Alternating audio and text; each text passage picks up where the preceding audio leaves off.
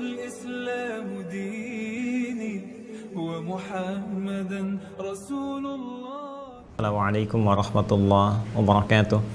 Saudara-saudariku, semoga kita semua senantiasa dirahmati, disayangi, dan diampuni dosa-dosa kita oleh Allah Subhanahu wa Ta'ala.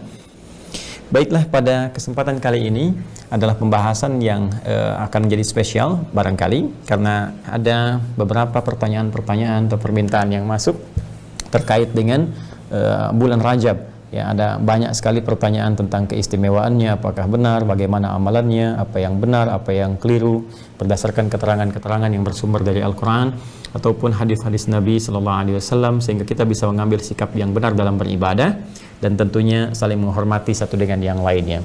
Baik, karena itu kita akan sajikan bahasan spesial pada kesempatan malam hari ini dari Al-Quran dan sunnah-sunnah Rasulullah Sallallahu Alaihi Wasallam terkait dengan Rajab. Baik teman-teman sekalian, kita akan coba terlebih dahulu untuk memberikan beberapa referensi terkait pembahasan kita ini. Yang pertama tentunya dari Al-Quranul Karim. Jika teman-teman berkenan, setiap malam Jumat kita kajian, ada bersama kita mushaf, ya. Ini saya berikan contoh malam hari ini dengan beberapa mushaf, ya. Kemudian dari Al-Quran juga hadis-hadis Nabi Sallallahu Alaihi Wasallam dalam beberapa kitab yang kita koleksikan. Sebagian ada di sini, sebagian ada di tempat lain, tapi kita berikan nanti referensinya. Kemudian ada kitab juga beberapa yang coba kita perkenalkan. Ya, di antaranya nanti ada kitab Tabyinul Ujab fi Fadaili Syahri Rajab karya Ibnu Hajar Al-Asqalani. Ya, beliau yang mensyarah Sahih Al-Bukhari. Beliau punya kitab Fathul Bari fi Syarah Sahih Al-Bukhari. Ya, itu ada 18 jilid kurang lebih, dan termasuk syarah yang paling populer. Dan di antara aktivitas beliau menyempatkan menulis tentang hal-hal terkait dengan bulan Rajab. Beliau beri nama kitabnya Tabyinul Ujab, penjelasan tentang ragam hal yang mengagumkan, ya, fi fadli syahri Rajab, yaitu yang terkait dengan keutamaan-keutamaan bulan Rajab. Apakah hal-hal yang mengagumkan yang beredar di masyarakat luas, ternyata ini pun terjadi ya di masa-masa kehidupan beliau, di era beliau.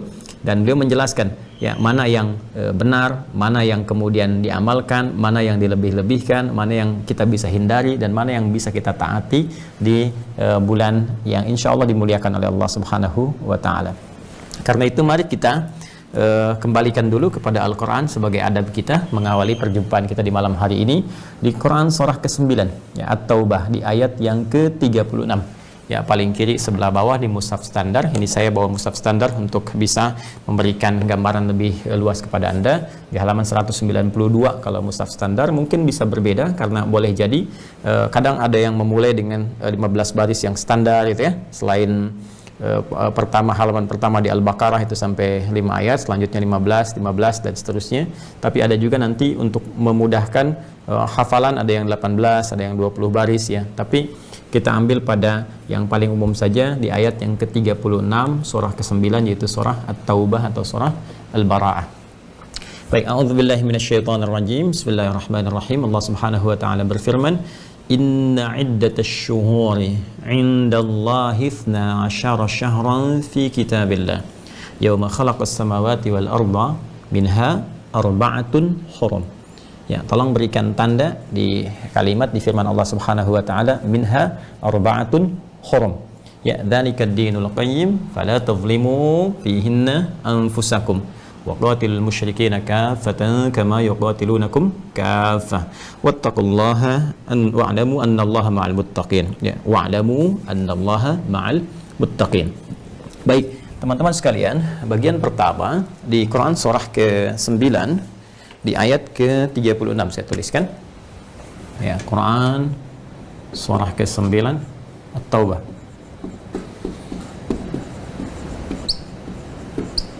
Ya, di ayat ke-36. Ini satu. Baik, kita berikan penekanan dulu beberapa bagian yang nanti kita akan ungkapkan ya. Inna 'iddatasy syuhuri ya indallah. Saya menggunakan khat raq'ah ya supaya agak mempercepat. Itsna asyara syahran fi kitabillah ya yauma khalaqas samawati wal arda ya minha, nah ini dia segaris bawahi arba'atun hurum. Nah ini ya, nah ini dia yang saya maksudkan tadi ya, dzalikad dinul qayyim, teruskan dzalikad dinul qayyim ya, fala tadhlimu, nah ini penting, tadhlimu fihinna anfusakum ya. Kemudian waqatilul musyrikin, kita teruskan saja supaya lengkap ayatnya. Musyrikin, silakan Anda cocokkan dengan mushaf Anda ya. Kafatan ya, kama yuqatilunakum kafah wa'lamu. Nah, ini nggak pakai wattaqullah ya, tadi saya sebutkan wattaqullah, ingat wa'lamu, langsung wa'lamu annallaha ma'al muttaqin. Nah ini dia penting kalimatnya. Ini saya berikan beberapa penekanan. Semua ayat Al-Quran penting, namun beberapa bagian saya berikan penekanan ya. Baik teman-teman sekalian, ini 1, 2, kemudian 3 ya. Di sini firman Allah Subhanahu wa taala ingin menegaskan kepada kita tentang isyarat yang terkait dengan bulan Rajab ya. Ini keumuman isyaratnya Quran surah ke-9 At-Taubah di ayat ke-36.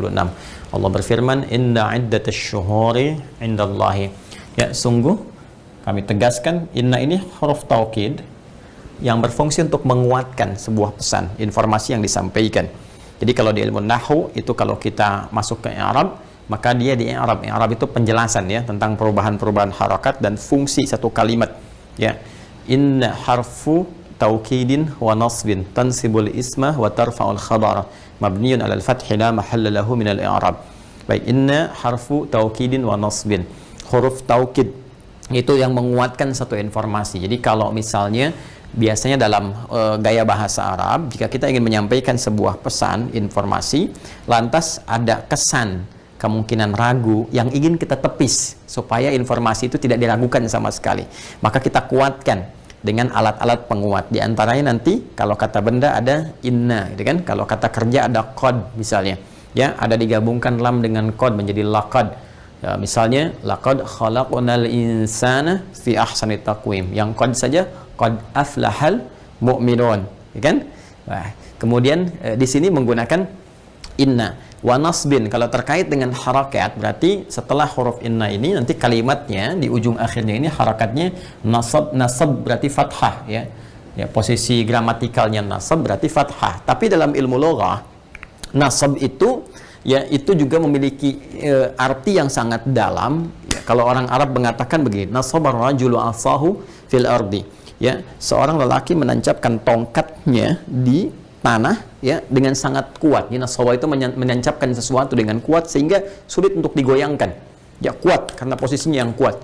Nah, maka di sini inna ini seakan memberikan pesan, kalau dalam ilmu lughah kita gali lebih dalam, yaitu huruf penguat yang memberikan kesan untuk menancapkan pada jiwa yang paling dalam supaya jangan ragu, jangan goyah sedikit pun. Nah, demikian cara membacanya.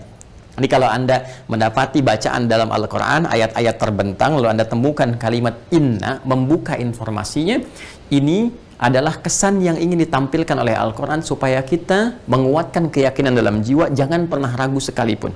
Wal 'asr innal insana lafi khusr. Demi waktu yang aku berikan kesempatannya pada manusia, kata Allah, untuk beraktivitas, memanfaatkan waktu itu. 24 jam dalam sehari, 7 hari dalam sepekan, demikian seterusnya. Innal insana, sungguh, pastikan, tancapkan dalam jiwamu dengan keyakinan yang mantap, jangan pernah ragu. Innal insana, setiap manusia yang beraktivitas memanfaatkan waktu itu. Ingat kata insan, pernah saya jelaskan dulu dalam edisi Sitama ya. Kata insan bila disebutkan maka menunjuk pada totalitas aktivitas manusia yang mengisi waktu yang Allah berikan untuk beraktivitas di dalamnya. Jadi dari bangun tidur sampai tidur lagi. Kata Allah, jangan pernah kamu ragukan, manusia itu berpotensi mengalami kerugian karena tak mampu memanfaatkan waktu yang aku berikan dengan baik. Ya kan? Illalladzina amanu wa amilus salihat dan seterusnya. Ya, kecuali orang-orang yang mengisi waktu-waktunya dengan iman kepada Allah. Lalu iman itu memancarkan cahaya kebaikan yang menghiasi perilakunya yang mulia. Nah, sekarang dengan pemahaman yang serupa, kita arahkan itu untuk memahami ayat Al-Quran berikut. Di Quran surah ke-9 ayat 36. Inna iddatash syuhuri, sungguh aku tegaskan dan tancapkan keyakinan pada jiwamu yang paling kuat. Jangan pernah ragu, kata Allah. Iddatash syuhuri, jumlah bilangan bulan itu ya dalam setahun, indallahi, yang telah Allah tetapkan. Nah, jadi di dalam penekanan ini Allah ingin memberikan satu informasi yang sangat kuat bahwa Allah telah menetapkan jumlah bilangan bulan. Ya, jadi Al-Quran itu nanti ada syahrun, ada ashhur, ada syuhur. Nah, ya, ini menarik nih. Kita belajar sedikit ya. Ada syahrun, ada ashhur, ada syuhur. Saya ingin tunjukkan kepada Anda bagaimana diksi Al-Quran yang begitu sempurna, yang mustahil pilihan-pilihan kata ini bisa bersumber dari manusia atau makhluk manapun, itu mustahil. Ya, karena itu orang-orang yang mengerti, memahami bahasa Arab dengan segala kedalamannya sudah pasti akan menyimpulkan ini hanyalah firman Allah. Mustahil ada keterlibatan makhluk sedikit pun. Jadi Al-Quran bukan makhluk, Al-Quran firman Allah subhanahu wa ta'ala. Oleh karena itu ketika Nabi SAW menyampaikan ayat-ayat Al-Quran kepada masyarakat Arab yang hebat sastranya, yang terbiasa membuat karya, yang membuat puisi-puisi, yang membuat diwan-diwan, membuat segala macam ungkapan dengan sangat indah, mereka semua ya meyakini bahwa ini bukan buatan manusia karena keluar dari formulasi yang biasa mereka buat, tapi maknanya begitu dahsyat ya, dan punya susunan yang sangat sempurna. Perhatikan teman-teman sekalian, kalau ada kata syahrun seperti ini, syahrun ini ya, maka ini menunjukkan pada makna bulan yang menunjuk pada peredaran waktu. Ya, jadi ada bulan yang fisikal, materi benda ya, benda-benda yang bisa kita saksikan ya malam hari gitu kan, memiliki pantulan cahayanya. Itu dalam bahasa Arab disebut dengan qamar. Ya, Quran surah ke-10 misalnya ayat yang kelima. Ya huwallazi ja'ala syamsa dhiya'a wal qamara nura. Jadi kalau kita maksudkan bulan dalam pengertian bentuk fisik ya, secara fisikal maka disebut dengan qamar. Ya, kalau dia memancarkan cahaya penuh di pertengahan disebut dengan badar namanya. Baik ya? Nah, kalau ini yang dimaksudkan, ini waktu, peredaran waktu sehingga membentuk satu kumpulan dalam satu bulan, hitungan bulan. Ya, kurang lebih 29 atau 30 hari di bulan Hijriah, 4 pekan itu ya dalam hitungan pekanan, 4 pekan 29 sampai 30 hari dalam hitungan Hijriah. Kumpulan waktu yang membentuk nanti masa yang diberi nama dengan bulan itu bahasa Arabnya disebut dengan apa? Syahrun. 1 bulan penuh. Kalau 1. Nah, kalau dia sifatnya bentuknya jama', tapi jamaknya terbatas. Ya, jamaknya terbatas. Jamak bentuknya taksir, ya, berubah gitu kan. Nah, tapi lil qillah nanti, ya, sifatnya untuk menunjuk kepada jama' bentuknya terbatas. Ya, kita ambil contoh misalnya ini kalimatnya ashhur. Ya, terbatas itu bisa dihitung dengan jemari. Biasanya sih tidak melebihi kepada 3 sampai 4 ya, atau maksimal paling banyak 5 lah gitu. 1 2 3 4 5 yang kiranya kita bisa hitung dengan sangat mudah, dan orang-orang Arab biasa menyebut hal-hal yang bentuknya jama' di bawah 5 ke bawah itu dengan bentuk af'ul ya, formulasinya af'ul. Jadi syahrun tinggal tambah a di depannya, jadi af'ul ini matikan ashhur ya. Jadi harokatnya yang diambil ashhur. Kita ambil contoh misalnya persiapan untuk menunaikan haji. Puncaknya sampai ke bulan 12 Dzulhijjah itu dimulai dari sejak bulan Syawal. Ya, Syawal. Makanya kenapa disebut Syawal sejak era jahiliyah? Karena memang Syawal itu kan meningkat karena volume masyarakat yang datang ke Mekah itu mulai meningkat. Mulai banyak karena persiapan untuk menunaikan ibadah haji. Nah, ini asalnya ya, sebelum nanti ada periode Islam, dan nanti ini pun memberikan pengaruh ya pada persoalan-persoalan Ramadan yang memberikan peningkatan-peningkatan iman, dan banyaknya pula orang-orang kemudian yang datang ke wilayah Mekah untuk persiapan-persiapan ibadah haji sesuai dengan tuntunan syariat setelah Islam meluruskan kembali hal-hal yang sebelumnya keliru dilaksanakan di masa jahiliyah. Baik, sejak bulan Syawal mereka sudah menyiapkan diri Jadi banyak orang mulai bersiap-siap supaya nanti tidak berdesakan, mendapatkan tempat yang baik gitu kan. Dan sekarang sudah menjadi kebiasaan. Kita kalau di luar era pandemi kan berangkat untuk menunaikan haji bukan saat Dzulhijjah, tapi sejak Syawal sudah siap-siap. Dzulqa'dah bulan ke-11 sudah mulai berangkat ya, supaya tidak ada penumpukan di bandara, semua sudah disiapkan kemah-kemahnya, maktab-maktabnya, persiapan menuju puncak haji. Ya, di tanggal 9 Dzulhijjah itu untuk penunaian wukuf di Arafah. Jadi dari dulu sejak bulan Syawal itu kan bulan ke-10. Ya, 10, 11, 12, 3 bulan tuh. Ya, jadi sejak bulan ke-10, 11, kemudian 12. Karena itulah dalam Al-Qur'an ketika Allah memberikan gambaran umat Islam, orang-orang beriman yang akan menunaikan ibadah haji, maka diminta untuk bersiap-siap. Ya, di bulan-bulan yang telah diketahui ini sebagai persiapan. Ya, membentuk karakteristik diri, menyiapkan takwanya sebelum berangkat, mendekatkan diri pada Allah, menjauhi maksiat. Maka dihimpunlah di Quran surah kedua Al-Baqarah, ya, Quran surah kedua di ayat yang ke-197. Ya, ayat 197 paling kanan sebelah atas di mushaf standar. Ketika Allah berfirman, Al-Hajju Ashhurum Ma'lumat. Ya, baik, bulan-bulan menuju persiapan haji itu ya sampai dengan puncaknya Ashhurum Ma'lumat. Dari sejak dulu diketahui, sudah disiapkan dari beberapa bulan sebelum tiba waktu haji puncaknya itu. Maksudnya apa? Dari bulan Syawal, kemudian Dzulqa'dah, Dzulhijjah. Faman farada fihinnal hajja, maka siapa yang berniat menyiapkan, ingin berniat haji gitu kan? Ke puncaknya itu maka dia bersiap-siap dari sejak bulan-bulan itu, dari Syawal dia siap-siap. Ya, faman farada fihinnal hajja fala rafatha wala fusuqa wala jidana fil hajj. Wa ma taf'alu min khairin ya'lamuhu Allah wa tazawwadu fa inna khairaz zadi taqwa. Kata Allah, sebelum berangkat haji supaya suasana hati kamu nanti senafas dengan ibadah, bisa khusyuk, bisa tentram, bisa nyaman ibadahnya, bisa menikmati tawafnya, sa'inya, bahkan wukuf sebelumnya, maka kata Allah siapkan dari sejak engkau sebelum berangkat ke sana dengan banyak menunaikan amal saleh, banyak tingkatkan takwa, jauhi maksiat, sehingga sampai ke sana sudah terbangun ya satu chemistry yang bagus, sinyalnya sudah kuat sehingga ke masjidnya enak, ibadahnya nyaman, alih-alih banyak belanja, cari bawaan dan sebagainya. Nah, itu menggunakan kata ashur.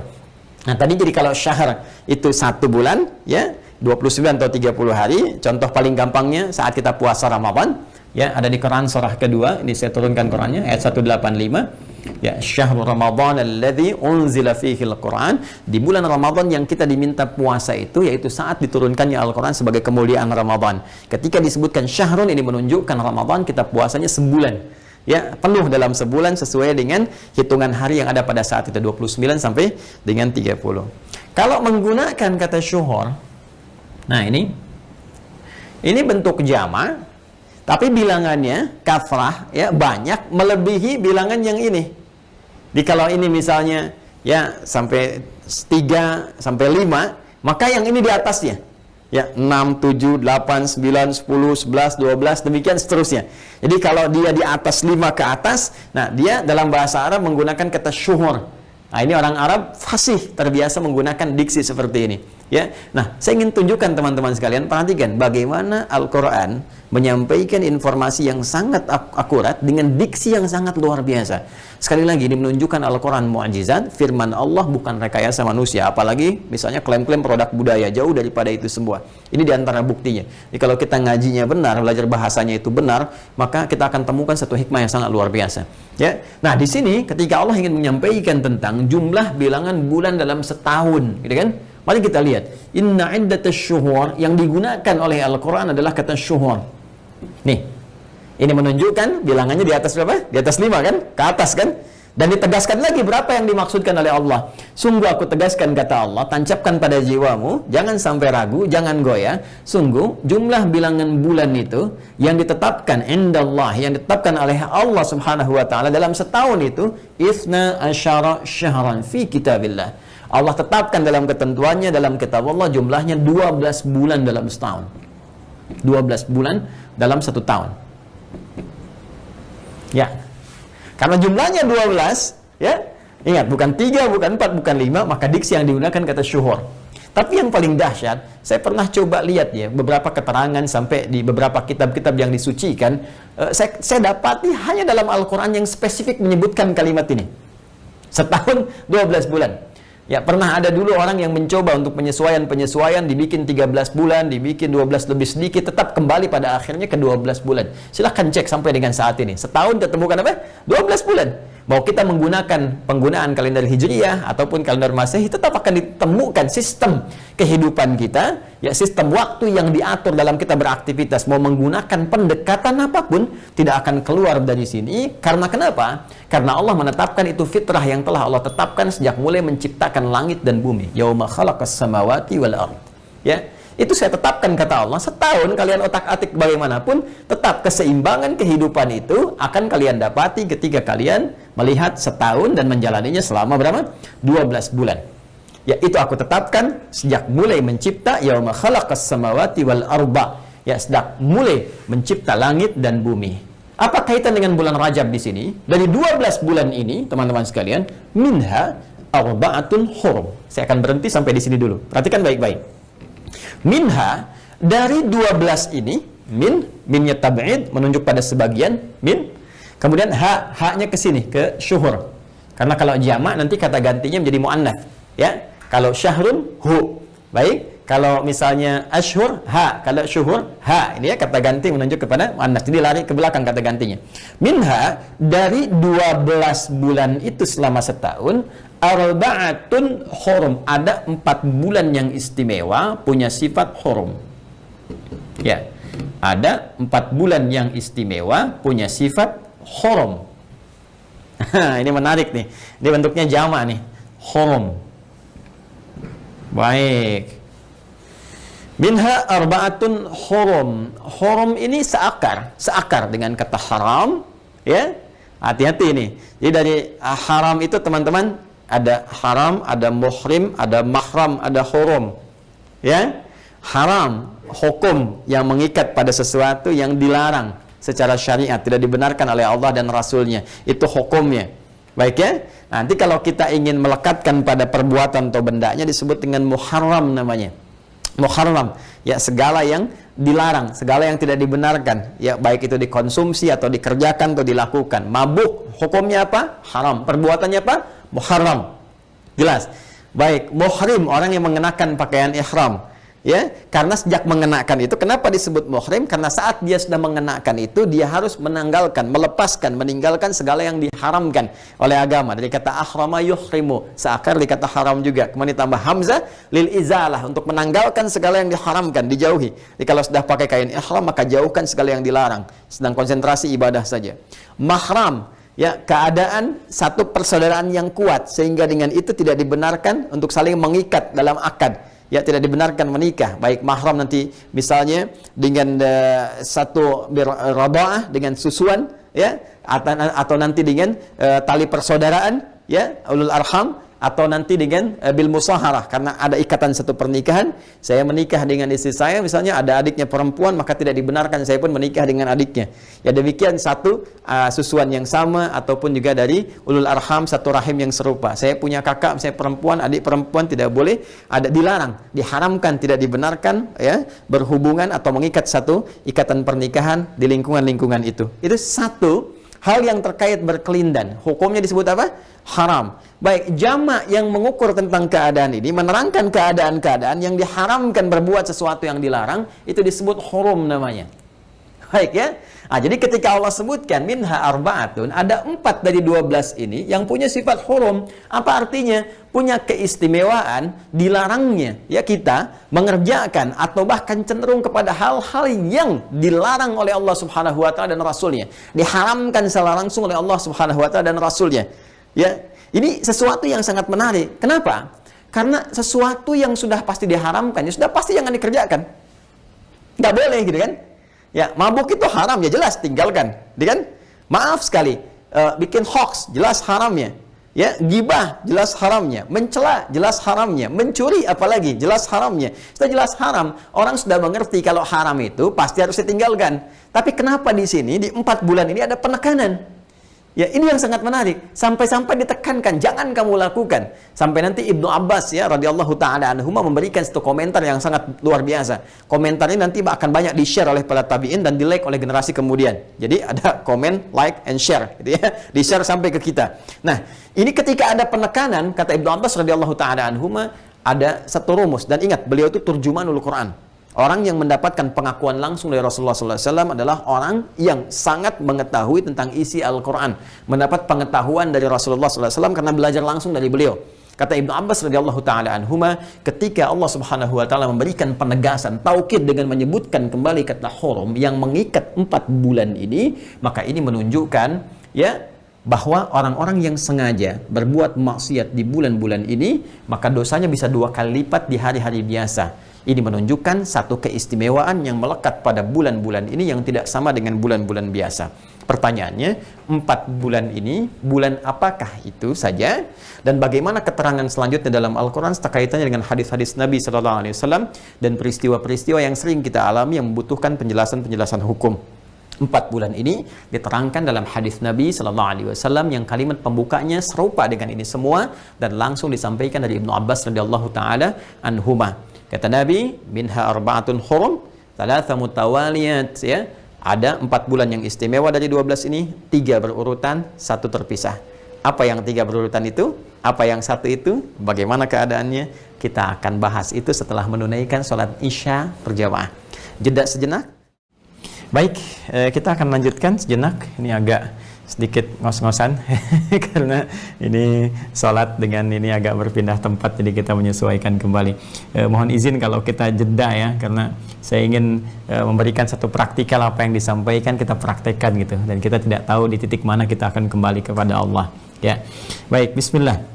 Telah kita uraikan tadi di pembuka sebelum Isya bahwa Al-Quran dalam firman Allah Subhanahu wa taala di Quran surah ke-9 At-Taubah di ayat ke-36 telah memberikan satu penjelasan umum tentang 4 bulan yang sangat istimewa dari 12 bulan yang Allah tetapkan dalam peredaran waktu selama setahun, dan 4 yang istimewa ini disebut dengan bulan-bulan hurum, yaitu bulan-bulan yang mengandung satu keistimewaan dengan perintah untuk menjauhi segala larangan-larangan Allah dalam bentuk penekanan yang sangat kuat. Sehingga beberapa ahli tafsir berkomentar bahwa jika ada seorang yang sengaja melanggar di bulan-bulan ini, maka konsekuensinya adalah dia bisa mendapatkan 2 kali lipat dari dosa di hari-hari biasa. Termasuk Ibnu Abbas radhiyallahu taala anhuma yang memberikan komentar demikian. Nah, 4 bulan ini apa yang dimaksud? Ya, apa saja bulannya? Minha arba'atun hurum. Ya, dari 12 bulan ini ada 4 bulan hurum. Apa saja bulannya? Seperti apa gambarannya? Dan bagaimana lanjutan ayat tadi untuk menerangkan keistimewaan yang dimaksudkan. Nah, tentunya untuk mengetahui lebih dalam tentang penjelasan Al-Quran, maka kita harus kembali kepada keterangan Rasulullah SAW. Karena beliau diutus oleh Allah Subhanahu wa taala untuk menjelaskan kepada kita tentang kandungan firman Allah Subhanahu wa taala seluruhnya yang termaktub dalam Al-Quran, yang sekarang kita bisa baca, kita simak, dan mari kita lihat penjelasan dari Rasulullah SAW yang dirangkum oleh para ahli hadis yang meriwayatkan sampai ke kita. Karena saya, Anda, kita nggak pernah berjumpa dengan Rasulullah secara hadir, nyata, dan mendapati pengetahuan dari beliau. Karena itu kita harus merujuk ya dari orang-orang yang tersambung nanti kepada kita sampai silsilahnya, transmisinya menuju kepada Rasulullah SAW. Nah, di ilmu hadis ini disebut dengan sanad, ya, jalur riwayat penelusuran sampai ketemu ke Rasulullah SAW. Nah, ini jalur ini ditelisik oleh para ulama, dikumpulkan informasinya, dibukukan dalam bentuk kitab-kitab hadis. Karena itu kalau ingin melacak keterangan Rasulullah, maka kita akan temukan di kitab-kitab hadis. Di antara kitab-kitab hadis itu nanti ada mu'jam, ya, kemudian ada musnad, ada sunan, ya kan? Nah, jadi dari kumpulan ini, baik itu yang sifatnya jami', ya, kemudian mu'jam, kemudian musnad, kemudian sunan, kita akan temukan di antaranya yang disepakati kualifikasi kesahihannya, yaitu Al-Bukhari dan Muslim. Kita lacak dulu dari Al-Bukhari dan Muslim, ya, kita temukan, misalnya saya beri contoh kitab nih untuk memperkaya wawasan ya. Biasanya kalau Al-Bukhari ada beberapa bentuk cetakan. Nah, ini kalau yang umum yang saya gunakan ini, kalau ingin melacak hadis tanpa syarah, jadi hadisnya aja gitu kan. Nah, kita bisa ngafalin dari sini, baca langsung hadisnya. Biasanya saya gunakan yang ini, versi bahasa Arabnya. Nah, kemudian kalau mau pakai syarah, ada syarah yang cukup panjang, ya Fathul Bari yang tadi saya sebut ada 18 jilid kurang lebih. Nah ini ada yang ini, ya ini yang karyanya Ibnu Hajar Al-Asqalani, yang nanti kita akan lihat juga di antara kitabnya Tabyinul Ujab. Ini nanti saya dapatkan ini di Kairo ya waktu itu. Kemudian ada yang versi juga 4 jilidnya, ya 4 jilidnya yang seperti ini. Nah ini nanti yang ini penjelasan cukup panjang, yang ini penjelasan singkat. Nah, secara ringkas ada di nomor hadis 4406, 4406 ya 4406. Jadi kalau teman-teman bisa dapati ini ya di sebelah kiri paling bawah nih ya di kitab ini halaman 637 nih 4406, nanti kita lihat hadisnya dari Abi Bakrah yang nanti tersambung sanadnya sampai dengan ke Al-Bukhari dan disampaikan ke kita. Kita akan lihat ya di 4 itu apa saja. Kemudian di hadis Muslim nomor hadis 1679, ini yang biasa saya gunakan. Ini penting saya tunjukkan karena kadang-kadang ada mungkin teman-teman cetakan yang berbeda gitu kan, dilihat-lihat kok mana kok nggak ada gini. Nah, tahu-tahu ternyata bukunya ringkasan gitu kan, karena ada ikhtisar juga. Kalau di ikhtisar itu hadis-hadis yang mirip, yang banyak biasanya bisa di hadis Muslim nih. Satu riwayat itu kan yang nyampaikan bukan cuma satu orang, ya ada si A, ada si B, ada si C. Nah, di hadis Muslim biasanya dibintangin tuh. 1, bintang 2, terus riwayat lainnya. Nah, ada ikhtisar seperti Syekh Al-Albani misalnya mengikhtisar, meringkas Sahih Muslim jadi ringkasan. Nah, ini yang banyak ini karena isinya substansinya sama, maka diambil satu aja gitu. Maka di sini sangat mungkin terjadi perbedaan nomor ya atau bahkan beda cetakan. Karena itu saya tunjukkan apa yang saya gunakan sehingga bisa nanti menyamakan persepsi, minimal hadisnya ada. Jadi jangan berselisih karena beda nomor ini nggak ada, tapi hadisnya kan ada Joni gitu kan. Sepanjang hadisnya ada, jadi kita bisa telusuri gitu ya. Jadi jangan ribut di persoalan yang sepele. Nah, ini yang saya gunakan yang Sahih Muslimnya. Kemudian nomor hadis 1679. Nah, ini dia. Ya, bahkan judulnya langsung ini ya. Bab taghlidz tahrimid dima wal a'rad wal amwal. Nah, ini hati-hati nih. Bab berlipat gandanya nanti diharamkannya ya pertumpahan darah, bahkan nanti hal-hal yang bisa merusak sampai ke kehormatan dan harta. Nanti kita akan lihat. Ini hadis yang serupa. Syarah yang biasa saya gunakan Sahih Muslimnya pakai yang ini. Ada 9 jilid. Ya, ini saya dapatkan di Kairo juga. Nanti kita bisa lihat seperti apa penjelasannya. Kembali ke 4 bulan hurum itu ya, mohon maaf ya ngajinya kita agak detil, nggak apa-apa ya, jadi sabar, agak detil. Jadi saya ingin terangkan kepada Anda ini loh, dasarnya begini, referensinya ini, cara memahaminya begini, kesimpulannya begini. Yang kita dapatkan selama ini nanti kita akan timbang berdasarkan frame yang ini kita buka saat di bingkainya bagaimana. Jadi ketika Anda melakukan, Anda paham, oh ini argumentasinya begini, dalilnya jelas, ini seperti pemahamannya, ya perbedaan pendapatnya begini, ini yang kita ambil jalan tengahnya. Jelas ya? Baik. Ya, kita baca Bismillahirrahmanirrahim di Al-Bukhari dulu. Nomor hadis 4406, 4406. Menafsirkan yang tadi di Quran surah 9 ayat ke-36. Bismillahirrahmanirrahim. Qala haddatsani Muhammad ibn al-Muthanna haddatsana Abdul Wahhab haddatsana Ayyub an Muhammad an ibni Abi Bakrah ya an Abi Bakrah anin Nabi sallallahu alaihi wasallam qala, ya dari Nabi sallallahu alaihi wasallam disampaikan secara singkat, az-zamanu qad istadara ka hayati yaumi khalaqas samawati wal arda as-sanatu 12 syahran minha arba'atun hurum thalathun mutawaliyatun dzulqa'dah. Nah, ini di sini ada salah harakat ya, bukan dzulqa'dah tapi dzulqa'dah. Ya dzulqa'dah. Ya beda antara qa'dah dengan qi'dah ya. Kalau qa'dah itu duduk singkat berdiri kembali. Jadi kalau saya berdiri duduk begini. Singkat terus duduk saya bangun lagi misalnya. Nah, itu qa'dah namanya ya. Tapi kalau misal saya duduk agak lama, ya duduknya seperti ini, menikmati, santai, itu qi'dah namanya. Ya ke hay'ah, jadi ada isim murrah dengan hay'ah. Ya, kalau kenapa disebut dzulqa'dah? Karena bulan itu, ya orang-orang Arab di bulan ke-11 itu duduk santai, santai duduknya gitu. Ya, kenapa duduk santai nggak keluar wilayah Hijaz, nggak niaga? Karena orang-orang dari luar datang sebagai persiapan haji. Ya, nanti banyak yang berniaga, tidak semua haji, ada yang berdagang, ada yang macam-macam. Jadi yang biasa mereka berniaga keluar, mereka nggak keluar karena orang di luar pada datang ke pusat haji di Mekah. Ya, karena itu mereka datang, akhirnya mereka memilih untuk duduk-duduk santai. Di bahasa Arabnya qi'dah. Dzulqa'dah orang yang duduk-duduk santai. Ya, karena banyaknya orang datang pada saat itu. Nanti ada penjelasannya. Ya, Dzulqa'dah yaitu bulan Dzulqa'dah. Saya bacakan dulu. Az-zamanu qad istadara ka hayati yaumi khalaqas samawati wal ard. ya waktu itu, ya waktu, peredaran waktu yang kita alami selama ini itu telah disusun oleh Allah Subhanahu wa taala, ditetapkan oleh Allah Subhanahu wa taala akan tetap terus berputar seperti itu saja. Ya, sejak Allah menciptakan langit dan bumi. Jadi ini ingin menyampaikan pesan kepada kita teman-teman sekalian bahwa Allah mendesain waktu berputar seperti 24 jam. Ketemu siang, ketemu malam, adapun warna yang kita rasakan itu adalah akibat dari aktivitas kita. Ya, yang menyertai waktu itu mau kita gunakan apa? Kesempatannya Allah kasih 24 jam sama persis. Ya, 24 jam berputar dari malam, ketemu kemudian ke subuh, ketemu kemudian ke pagi, menjelang kemudian ke siang, ke sore lagi sampai ke maghrib, sampai ke isya. Demikian terus berputar. Kalau dibagi kurang lebih 5 waktu itu kan. Ya, subuh, zuhur, asar, maghrib, isya. Ya, itu aja setiap hari begitu. Ya, adapun yang kita lihat perubahan, banyak bangunan, banyak gedung, banyak perubahan, zaman mulai kita katakan zaman dalam bahasa Indonesia ya.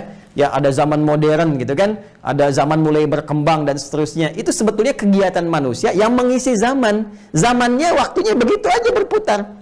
Ya, karena itu sangat sayang kalau kita kemudian tidak gunakan waktu yang Allah berikan kepada kita untuk beraktivitas itu dengan bekal-bekal kebaikan untuk pulang. Nah, tapi kita akan sedikit menyesuaikan dulu dengan pembahasan supaya tidak melebar. Ya, Allah menetapkan sejak menciptakan langit dan bumi, Allah sudah mendesain ya waktu itu peredarannya ya akan bertemu lagi dari siang sampai ke malam terus berputar sehari 24 jam, ya kan? Sepekan 7 hari sampai dengan demikian waktunya sampai ketemu dengan tahun. Yauma khalaqas samawati wal arda, ya itu ditetapkan sejak menciptakan langit dan bumi, as-sanatu 12 syahran, dan ditetapkan bahwa 1 tahun itu 12 syahran, ada 12 bulan. Jadi kalau di Al-Qur'an tadi langsung disebutkan ya minha arba'atun hurum, inna 'iddatash syuhuri 'indallahi 12 syahran fi kitabillah, bahwa jumlah bilangan bulan yang kami tetapkan jumlah hitungannya itu ada 12 bulan, dan di hadis disebutkan yang dimaksud 12 bulan itu dalam setahun. Makanya tadi saya tafsirkan di awal, merujuk pada hadis yang telah kita hafalkan ini, bahwa yang dimaksud 12 bulan tadi di ayat adalah menunjuk kepada waktu dalam setahun. Ya, dalilnya ini kalimat Nabi, as-sanatu, ya as-sanatu, dalam setahun itu, kemudian 12 syahran, ada 12 bulan. Minha, dari 12 bulan itu, arba'atun hurum, ada 4 bulan yang punya hukum hurum, seperti tadi yang dijelaskan. Thalathatun mutawaliyat, ya, ada 3 bulan berurutan. Jadi dari 4 bulan ini 3 berurutan susunannya. Ya, yaitu Dzulqa'dah, wa Dzulhijjah, wal Muharram.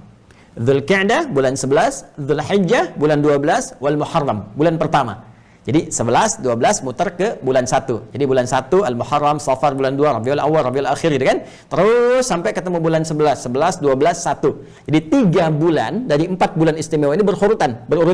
Dzulqa'dah bulan 11, Dzulhijjah bulan 12, Al-Muharram.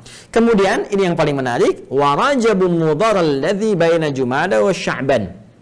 Ya, dan bulan Rajab. Bulan Rajab Mudhar yang terletak di antara Jumada dan Sya'ban. Jadi bukan Jumadi ya, ingat tuh. Bukan Jumadi nih, sering ada yang keliru dalam bacaannya. Seperti bulan Muharram padahal pakai al-Muharram gitu kan. Rabiul Awal, Rabiul Akhir, bukan Rabiul Tsani. Ya, Jumadal Ula, Jumadal Akhirah. Jadi bukan Jumadi.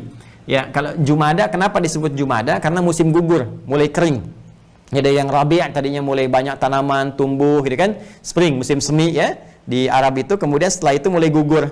Nah, itu disebut Jumada namanya. Gugur, kering, kerontang. Fase terakhir dari Jumada yang kering itu disebut Jumadal Akhirah. Ya, kalau Jumadi sifat orangnya, bukan bahasa Jawa ya, atau bahasa lokal, ini bahasa Arab maksudnya. Kalau kering apa gitu itu Jumadi, gitu ya. Nah, ini Jumada yang disebut Jumada. Nah, kata Nabi, dan wa Rajabun Mudhar alladzi baina Jumada wa Sya'ban. Nah, mohon izin saya hapus dulu yang atas ini. Jadi Al-Qur'annya telah saya terangkan tadi, kemudian hadisnya ini Al-Quran, kemudian kita hadisnya, hadis riwayat Al-Bukhari. Nomor berapa tadi? 4406, ya kan? Kemudian hadis riwayat Muslim, nomor hadis 1679 dari Abi Bakrah radhiyallahu ta'ala anhu. Baik ya? Nah, di sini disebutkan minha arba'atun hurum, kemudian Dzulqa'dah, kemudian wa Dzulhijjah, kemudian wal Muharram pakai alif lam, Muharram. Nah ini, saya kebawahkan wa Rajab. Wa Rajab Mudhar. Mudhar alladhi baina Jumada wa Sya'ban. Ini dia. Dan bulan Rajab, ketemu di sini Rajabnya, ya. Jadi kita baru ketemu Rajab nih, ya. Wa Rajab Mudhar alladhi, dan bulan Rajab. Jadi dari 4 bulan yang istimewa punya sifat hurum ini, 1 Dzulqa'dah, bulan ke-11, 2 Dzulhijjah, bulan ke-12, wal Muharram, bulan pertama, al-Muharram, 1, 2, 3, thalatha mutawaliyat, 3 berurutan. Yang keempat mana? Wa Rajab. Nah, ini bulan Rajab. Bulan ke-7 di penanggalan Hijriah. Ya, ini posisi yang keempat, bulan ke-7. Ya, posisi keempat tuh dari sini 1, 2, 3, keempatnya ini bulan ke-7 di penanggalan Hijriah. Wa Rajab Mudhar. Rajab yang dimaksudkan Rajab Mudhar. Nanti kita akan lihat, ya. Wa Rajab Mudhar alladzi, yang terletak bulan ini baina Jumada, di antara bulan Jumada wa Sya'ban, dan bulan Sya'ban. Jumada yang dimaksudkan adalah Jumada yang ke-6, bulan ke-6, Jumada al-Akhirah. Tahu dari mana? Karena setelahnya, ya, di antara letaknya sebelum ini Jumada, setelahnya Sya'ban. Sya'ban itu kan bulan ke-8. Ya, jadi terletak di 7 kan?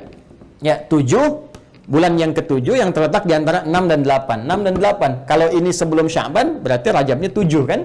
Ininya 6. 6 itu Jumada al-Akhirah. Jadi yang dimaksudkan bulan yang keempat yang spesial dari 3 berurutan, sisanya 4, satu lagi adalah bulan Rajab. Dan kita sekarang sedang berada di bulan itu. Sekarang kita sedang berada di bulan itu. Ini poinnya, Rajab. Dan ketika kita masuk berada di waktu itu dengan izin Allah Subhanahu wa taala, diberikan karunia oleh Allah yang Maha Rahman, ya, kita diberikan untuk mendapati keistimewaan bulan ini, termasuk mengamalkan satu amalan yang ditegaskan langsung oleh Allah dalam Al-Quran dengan sifat hurumnya. Jadi di bulan Rajab yang sekarang tengah kita hadapi ini, ada sifat hurum yang melekat di dalamnya yang berbeda dengan bulan-bulan lainnya. Dan dia nanti bersamaan dengan 3 bulan yang lain. Ini, jadi punya hukum yang serupa dengan Dzulqa'dah, Dzulhijjah, Al-Muharram, dengan hukum hurumnya. Tapi apa saja keutamaan Rajab itu yang diterangkan oleh Nabi Sallallahu Alaihi Wasallam sehingga kita bisa mengisi nilai-nilai kebaikan yang diisyaratkan di sini. Sebelum itu kita kenali dulu kenapa disebut dengan Rajab. Jadi penting sekali. Karena begini, nanti di bahasa Arab itu termasuk kebiasaan orang Arab bahkan di jahiliyah, mereka tidak menamai sesuatu kecuali punya makna. Ya, bahkan dulu penanggalan sampai tahun itu mereka sebutkan berdasarkan peristiwa untuk mengingat yang terjadi di waktu itu. Makanya kalau Anda misalnya ingin tahu tentang kejadian di masa bahkan jahiliyah sebelum Nabi dilahirkan, itu bisa diketahui dengan Anda membaca syair-syair orang Arab jahiliyah. Misal 150 tahun sebelum Nabi lahir di zaman jahiliyah, itu ada kejadian apa di masa siapa, informasinya bagaimana. Anda bisa lacak di para penyair pujangga-pujangga jahiliyah. Misalnya Imr al-Qais, ya, Amirus Syu'ara, pujangganya para penyair pada saat itu. Dia punya satu syair yang menggunakan rumus formulasi tawil. Tawilun lahu dunal buhuri fadailu fa'ulun mafa'ilun fa'ulun mafa'ilu kifa nabki min dzikra habibin wa manzili bisaqtili wa bainad dakhuli fahawmali. Ya, dia sedang jalan-jalan, kemudian dia melihat seorang ya sedang meratapi karena ditinggal oleh kekasihnya, sedang melamun. Lalu dia katakan, "Hey, move on lah, jangan engkau terus meratapi itu sampai engkau tidak bisa beraktivitas kembali." Itu kejadian zaman jahiliyah, Joni.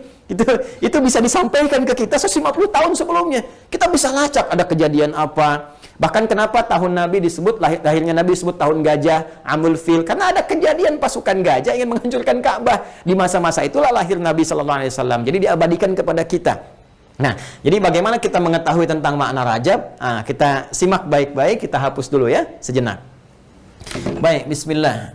Mohon izin saya hapus ya. Jadi nanti kalau teman-teman pengen catat kembali, silahkan di-review setelah ini, bisa teman-teman kembalikan. Baik, bismillah. Nanti kita tuliskan kembali untuk mengingat juga. Ya, Rajab. Apa artinya Rajab? Nah, yuk kita cek. Kita gunakan referensi lagi ya, supaya tidak nanti masuk dugaan-dugaan nih otak-atik Ustaz Adi Hidayat misalnya ya. Jadi kita perkaya wawasan kita dengan referensi sehingga bahasan kita lebih argumentatif. Saya perkenalkan, ini saya langsung print out saja ya, supaya teman-teman juga bisa nanti lacak, bisa cari sendiri. Ini di internet saya cek sudah banyak kitabnya, jadi teman-teman bisa akses juga, dan insya Allah nggak bayar asal cukup kuota gitu ya.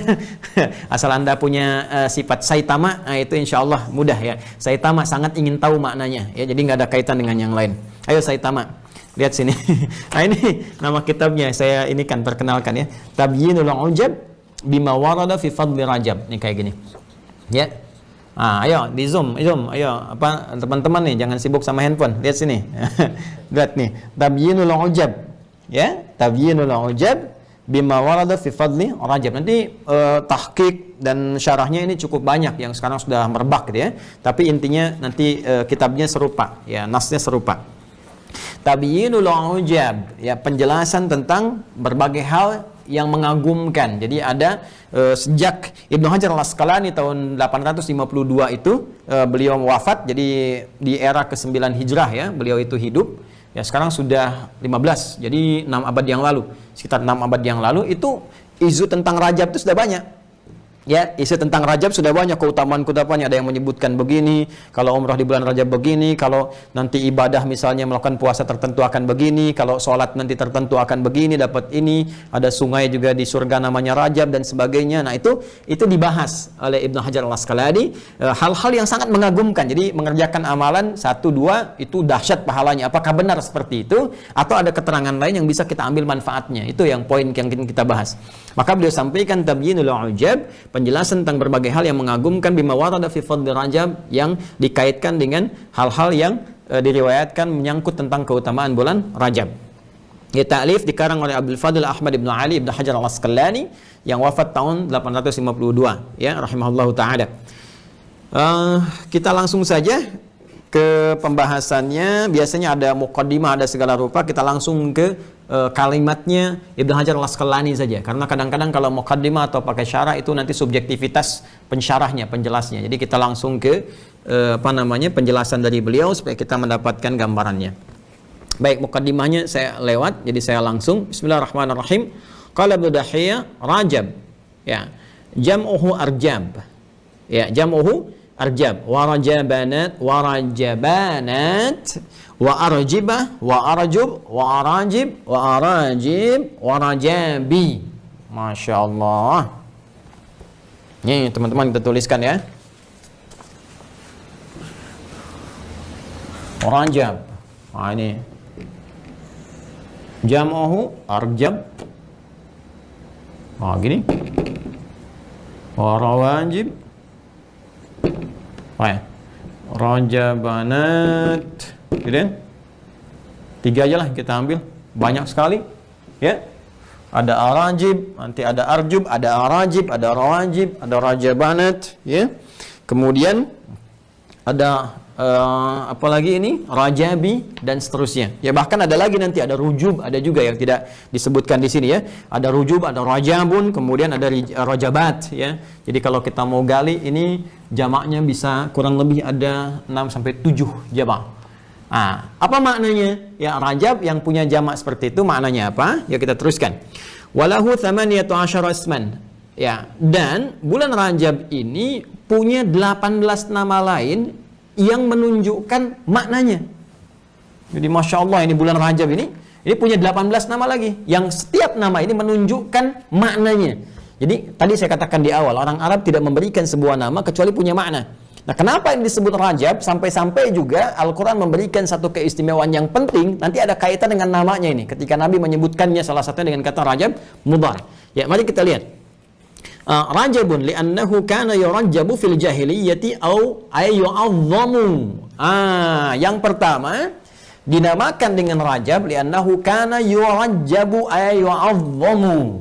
Ini satu, Rajabun bimakna ta'zimun. Ta'zimun. Ya.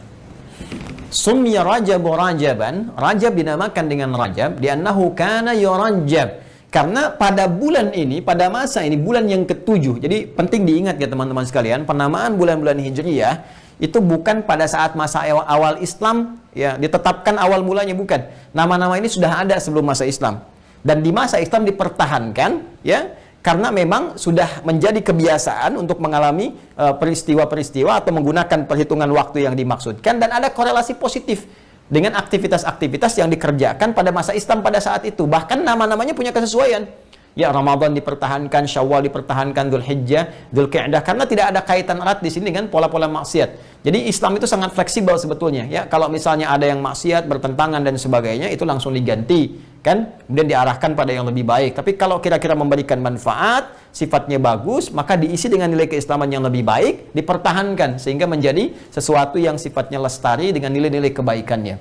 Nah, ini bulan ketujuh ini sudah ada sejak masa jahiliyah, dinamakan dengan Rajab. Kenapa disebut dengan Rajab bulan ketujuh ini? Punya makna at-ta'zim, li'annahu kana yu'azzamu, ya. Karena sesungguhnya di bulan Rajab ini, ya, kana yu'azzam, bulan ini sangat diagungkan.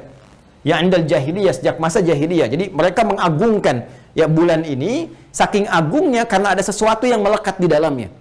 Jadi sebetulnya sebelum pra-Islam pun ini sudah ada kesepakatan di masa orang-orang jahiliyah tentang keutamaan bulan Rajab, yang nanti menariknya juga mereka sepakati dengan 3 bulan sebelumnya.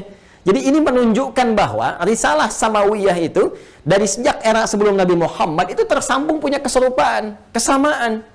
Apalagi dalam akidah sama, dari Nabi Adam sampai ke Nabi Muhammad akidahnya nggak berubah. Buktinya apa? Dari jejak orang-orang Arab itu bisa dilacak, ternyata masih banyak yang serupa dengan ajaran Nabi Ibrahim alaihissalam. Ya, senafas, makanya disebut dengan Hanif, ya Hanafiyah. Ya, masih Hanafiyah itu kan ajaran Nabi Ibrahim yang mengatakan Hanifah wa ma ana minal musyrikin. Ya Allah, aku ingin mengerjakan agama dengan benar. Makanya beliau disebut dengan Al-Hanif.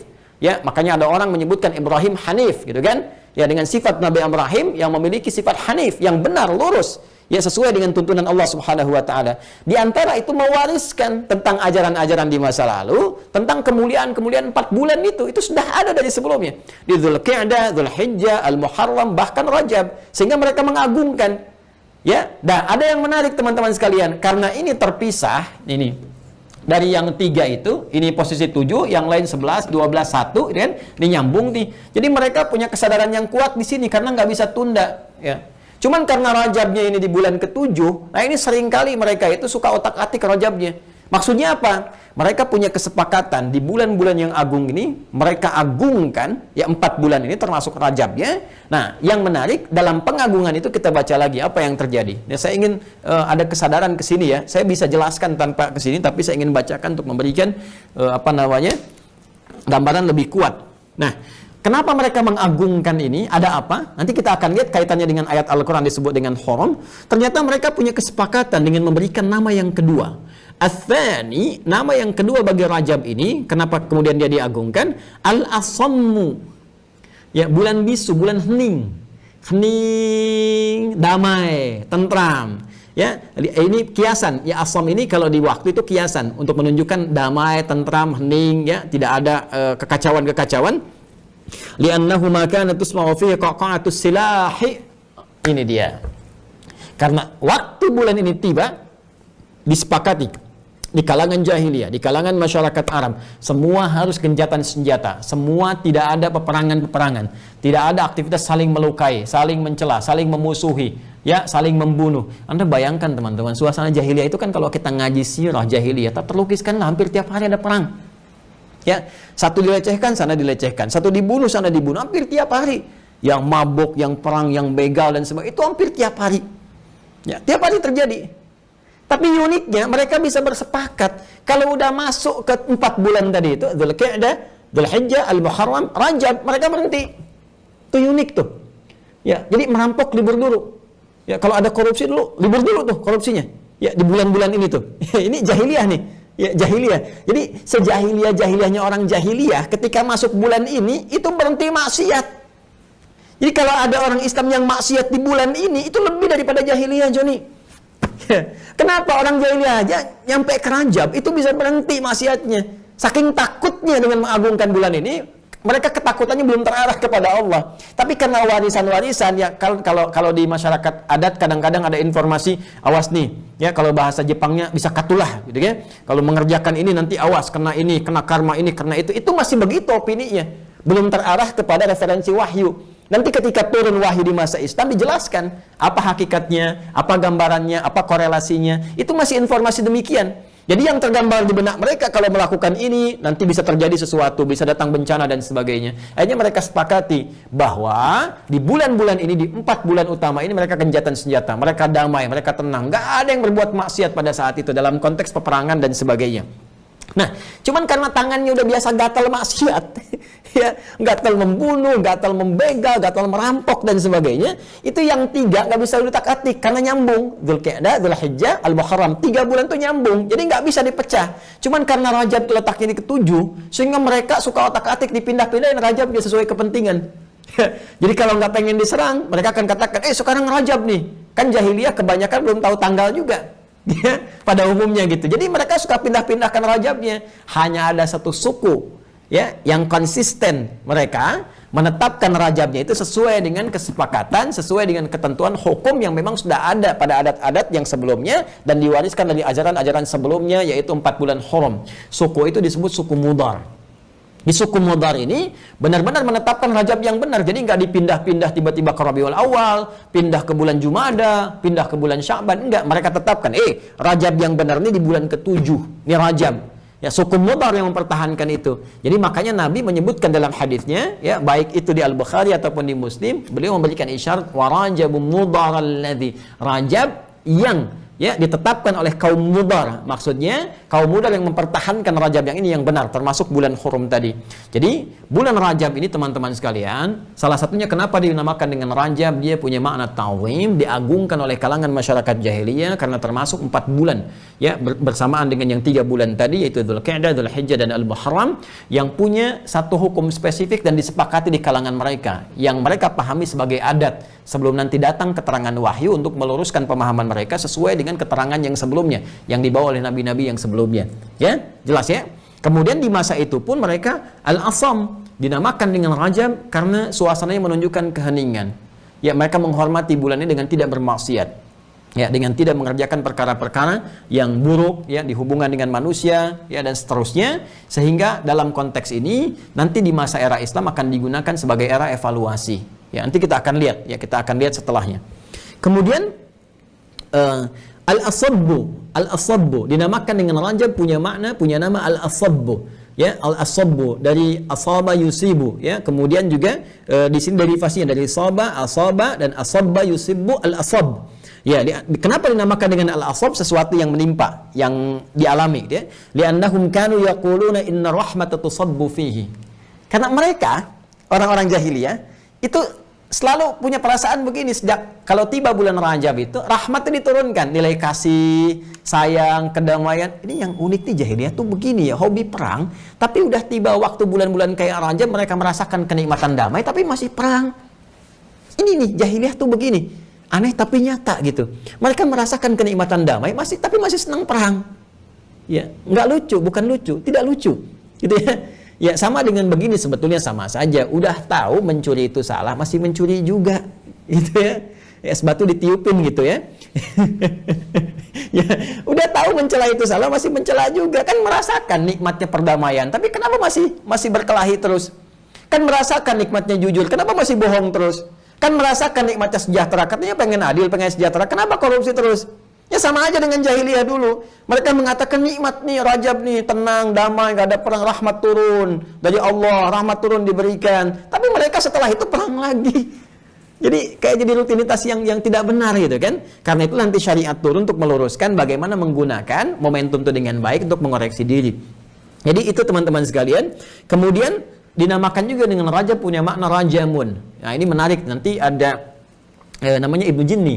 Ya, Ibnu Jinni itu punya kitab namanya Al-Khasa'is, ya 3 jilid. Di Al-Khasa'is itu beliau nanti menerangkan kedalaman bagaimana bahasa Arab itu yang bangunan katanya kalaupun ditukar seringkali punya keterkaitan yang mirip-mirip gitu ya. Nanti kalau misalnya kayak la bisa, lam ba dengan sin, kalau ba-nya didapatkan di depan, ba lam dengan sin, itu ada keterkaitan cuma nanti beda makna. Ya, jadi kalau kita la bisa mengenakan, menutup. Jadi kalau kita ingin menutup sesuatu yang kotor, ya, yang tidak ingin terlihat, maka kita tutup dengan yang baik supaya yang tidak ingin terlihatnya tertutup, yang jeleknya. Itu disebut dengan la bisa. Makanya pakaian disebut libas. Libas, ya. Karena kenapa? Karena kita ingin menutup aurat yang tidak ingin tampak, yang jelek kelihatan, kita tutupi.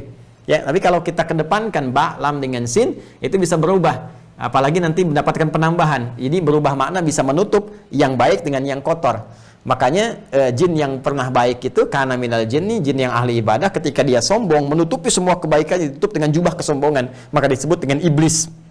Iblis, illa iblis di Quran surah ke-18 Al-Kahf ayat 50. Wa idz qulna lil malaikati isjudu li Adam fasajadu illa iblis kana minal jinni fafasaqa an amri. Kenapa dinamakan dengan iblis? Salah satu di akar katanya itu karena dia yang tadinya jin yang taat menutupi semua ketaatan yang baik-baiknya dengan pakaian kotor kesombongannya. Nah, ini dalam bahasa Arab. Ini rajabun, apa kaitannya? Punya makna juga, rajamun bil mim, sesuatu yang dilempar. Ya, kenapa disebut demikian? Li'anna syayatin turjamu fihi. Karena kebiasaan setan itu, ya, kebiasaan setan yang menggoda, memberikan was-was di bulan Rajab itu dilemparin. Ya, dilemparin itu maksudnya bahasa kiasan. Maksudnya apa? Ya, was-was dia, godaan-godaan dia itu tidak berpengaruh, seakan-akan dilempar, setannya pergi jadi damai. Jadi yang mewaswasi orang jahiliyah suka perang gitu kan, suka saling mencela, suka saling merampok, saling membunuh, zina dan sebagainya, itu bisa liburan di bulan Rajab ini, ya. Termasuk 3 bulan yang lainnya bisa liburan teman-teman sekalian, dan setan seakan-akan dilempar, nggak bisa goda. Ya, ini bahasa kiasan, majasnya nih. Jadi setan tuh nggak punya daya karena dilempari. Ya, summiya rajab rajaban li'annahu yahmilu makna rajamun, makna rajam. Jadi sesuatu yang dirajam dilempar, ada hukum rajam, lempar. Jadi setan tuh seakan-akan dilempari sehingga nggak punya kuasa untuk menggoda. Cuma memang sayangnya setelah itu balik lagi. Nah, itulah jahiliyahnya. Ya. Nah, jadi dari sekian makna ini kemudian asy-syahrul haram tadi sudah kita ambil maknanya, kemudian al-haram li'anna hurmatahu qadimah, disebut dengan haram. Salah satu maknanya tadi yang disebutkan Al-Quran, minha arba'atun hurum. Kenapa disebut dengan haram? Selain ada kaitan dengan kata haram secara syariat, juga mengatakan li'anna hurmatahu qadimah, karena memang kondisi-kondisi hal yang dijaga ini untuk meninggalkan segala yang haram sudah berlangsung sejak lama. Dari sejak masa era Islam, dan yang disampaikan oleh risalah Nabi Muhammad SAW untuk meluruskan kembali kegiatan-kegiatan yang salah yang sebetulnya pernah ditunjukkan kebenarannya oleh nabi-nabi sebelumnya. Di nabi-nabi sebelumnya sudah menyampaikan bulan-bulan ini diistimewakan, bulan ini baik, gitu kan? Itu terwariskan, cuma kemudian mereka isi sisanya dengan keburukan dan tidak konsisten dengan itu. Ya, sehingga saya berhenti di makna yang ke-6 dulu ya, karena yang lainnya ada banyak kaitan-kaitan dengan yang telah kita bahas. Ya, sehingga dengan itu ketika Allah menyampaikan di Quran surah ke-9 di ayat yang ke-36 dan menyebutkan minha arba'atun hurum, ada 4 bulan yang punya sifat hurum. Ya, di antara ini tadi di hadis ya, di Al-Bukhari nomor hadis 4406, di hadis Muslim nomor hadis 1679 disebutkan termasuk di dalamnya Rajab.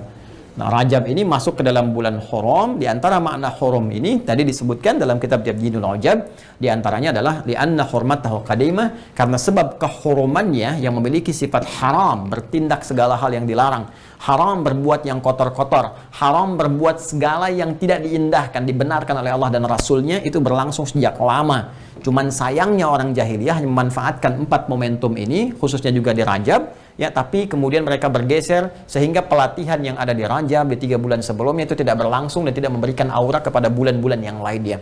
Maka itulah di risalah Nabi Muhammad SAW ketika Allah mengutus beliau meluruskan kembali, ya, maka diturunkan salah satunya ayat untuk memberikan pemahaman yang benar sehingga membiasakan dan auranya terpancar kepada bulan-bulan yang lainnya sehingga terkait berkelainan dengan persiapan amal soleh setelahnya. Maka muncullah kemudian ini. Nah, segala bentuk hal yang dilarang itu, ya, baik itu mencuri, baik itu merampok, membunuh, korupsi dan sebagainya, intinya menempatkan sesuatu bukan pada tempatnya. Allah memerintahkan kita nih, kerjakan perintah ini larangan begini. Anda menempatkan perintah pada larangan, larangan pada perintah. Yang harus dilarang dikerjakan, yang harusnya dikerjakan dilarang. Ya, ini yang repot teman-teman sekalian. Maka perbuatan itu dalam bahasa Arab itu disebut dengan zalama yazlimu. Orang yang disebut dengan zalim, zalama yazlimu. Ya, menempatkan, zalim itu menempatkan sesuatu bukan pada tempatnya. Ya, jadi secara umum pengertiannya demikian. Dalam konsepsi syariat, ya, menempatkan sesuatu bukan pada tempatnya, yaitu apa? Ya, menempatkan ma'ruf pada yang mungkar, mungkar pada yang ma'ruf. Intinya melanggar syariat. Ya, salah menempatkan sesuatu. Maka kalau kita ingin katakan jangan berbuat itu ya, ya jangan melanggar ya, jangan berbuat zalim, maka gunakan lam untuk melarang.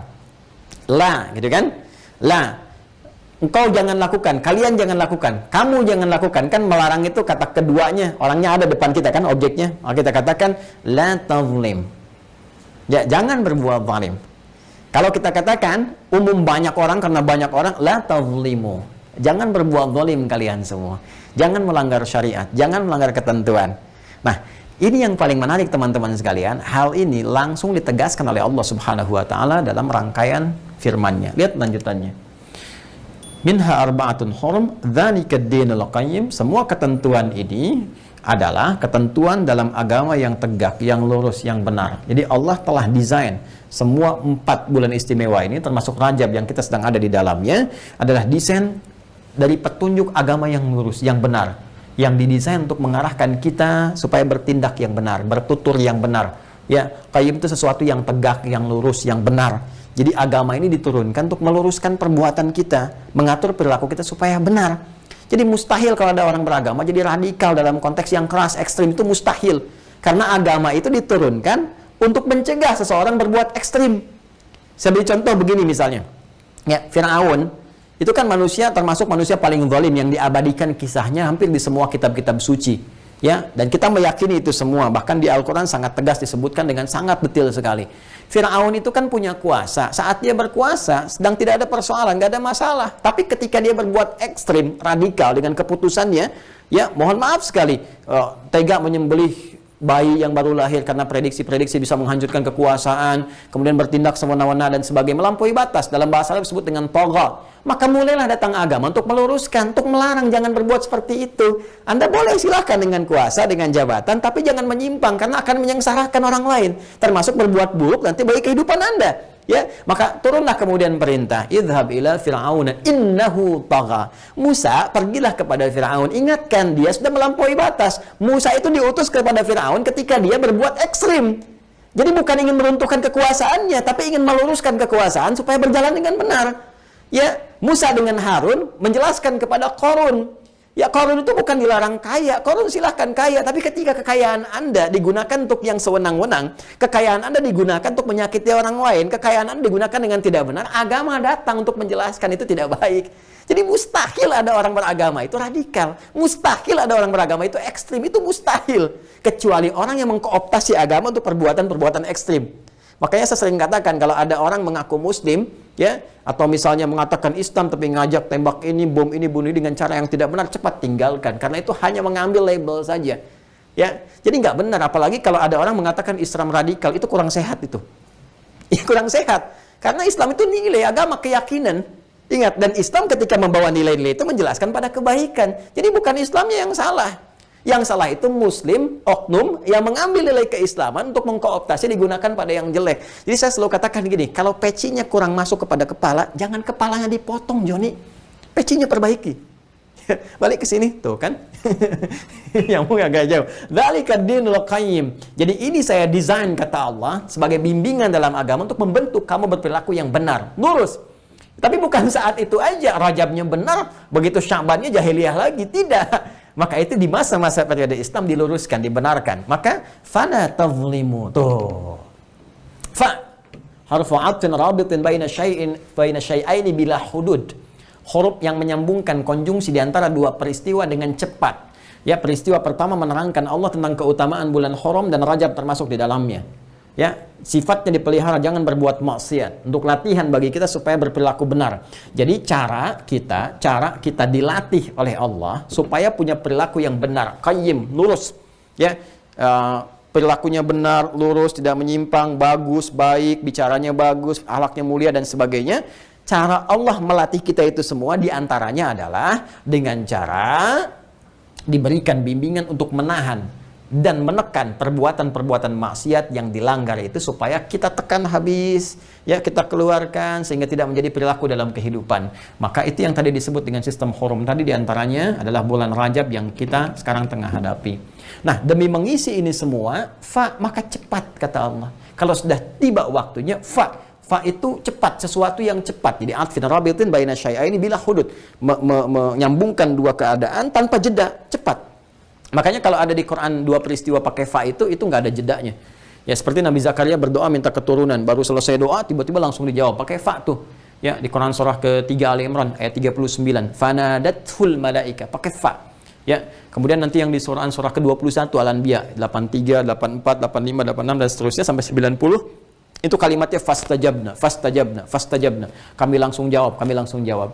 Nah, cara memahaminya kembali ke sini, maka kalau sudah tiba 4 bulan ini, ya Dzulqa'dah, Dzulhijjah, Al-Muharram, Rajab, dan sekarang kita ada di Rajab, maka cepatlah engkau bersikap melatih dirimu, fala tazlimu fihinna anfusakum.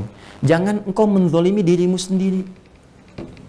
Tuh, jangan Anda menzalimi dirimu sendiri di 4 bulan ini. Karena kita ada di salah satunya Rajab, maka kita bisa ambil poinnya ke sini. Kalau Anda sudah memasuki bulan Rajab, tiba di waktunya, bulan yang sangat agung, bulan yang mulia, bahkan orang jahiliyah mengagungkannya, salah satunya kemuliaannya dilekatkan pada Al-Quran, ini bulan latihan untuk mengendalikan nafsu.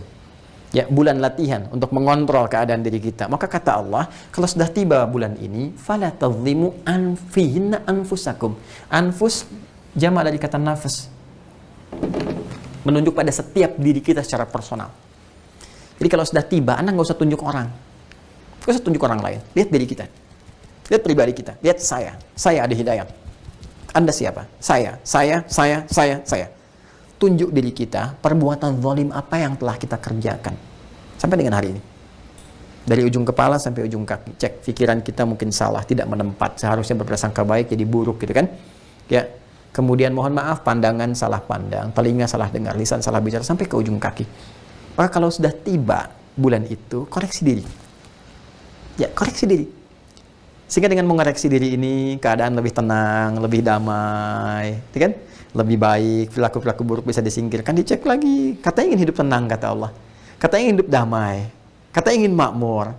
Nah, kadang-kadang keburukan itu bukan bersumber dari orang lain. Ternyata dari ketidakmampuan kita menjaga diri, menjaga nafsu.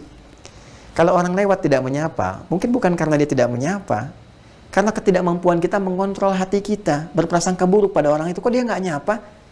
Padahal kan kita tinggal nyapa saja, gitu kan? Pak Joni, assalamualaikum, gitu kan? Waalaikumsalam, maaf, saya sedang sakit gigi, jadi nggak nyapa. Bisa aja demikian terjadi. Karena ketidakmampuan kita mengontrol keadaan hati kita, sehingga kita berbuat sesuatu yang buruk. Intinya ke situ. Makanya ketika lontar jumroh kan aqobah dulu. Menandakan keadaan nafsu kita, sebelum kita bicara yang wusta sekitaran kita, ataupun berbicara yang jauh lagi. Ya, berbicara yang jauh lagi. Jadi ada nanti jumrah aqabah, ya, jumratul ula, wusta, belum yang kita pribadi, menengah sampai yang paling jauh.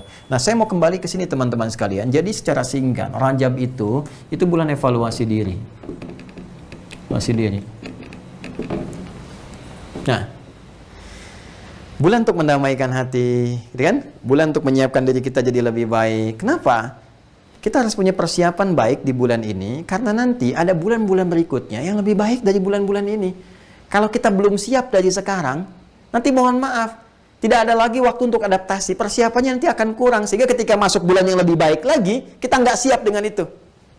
Makanya ini, menariknya teman-teman sekalian, nanti di Rajab, masuk bulan berikutnya Sya'ban, Nabi mengaktifkan lagi amal baiknya, mencontohkan.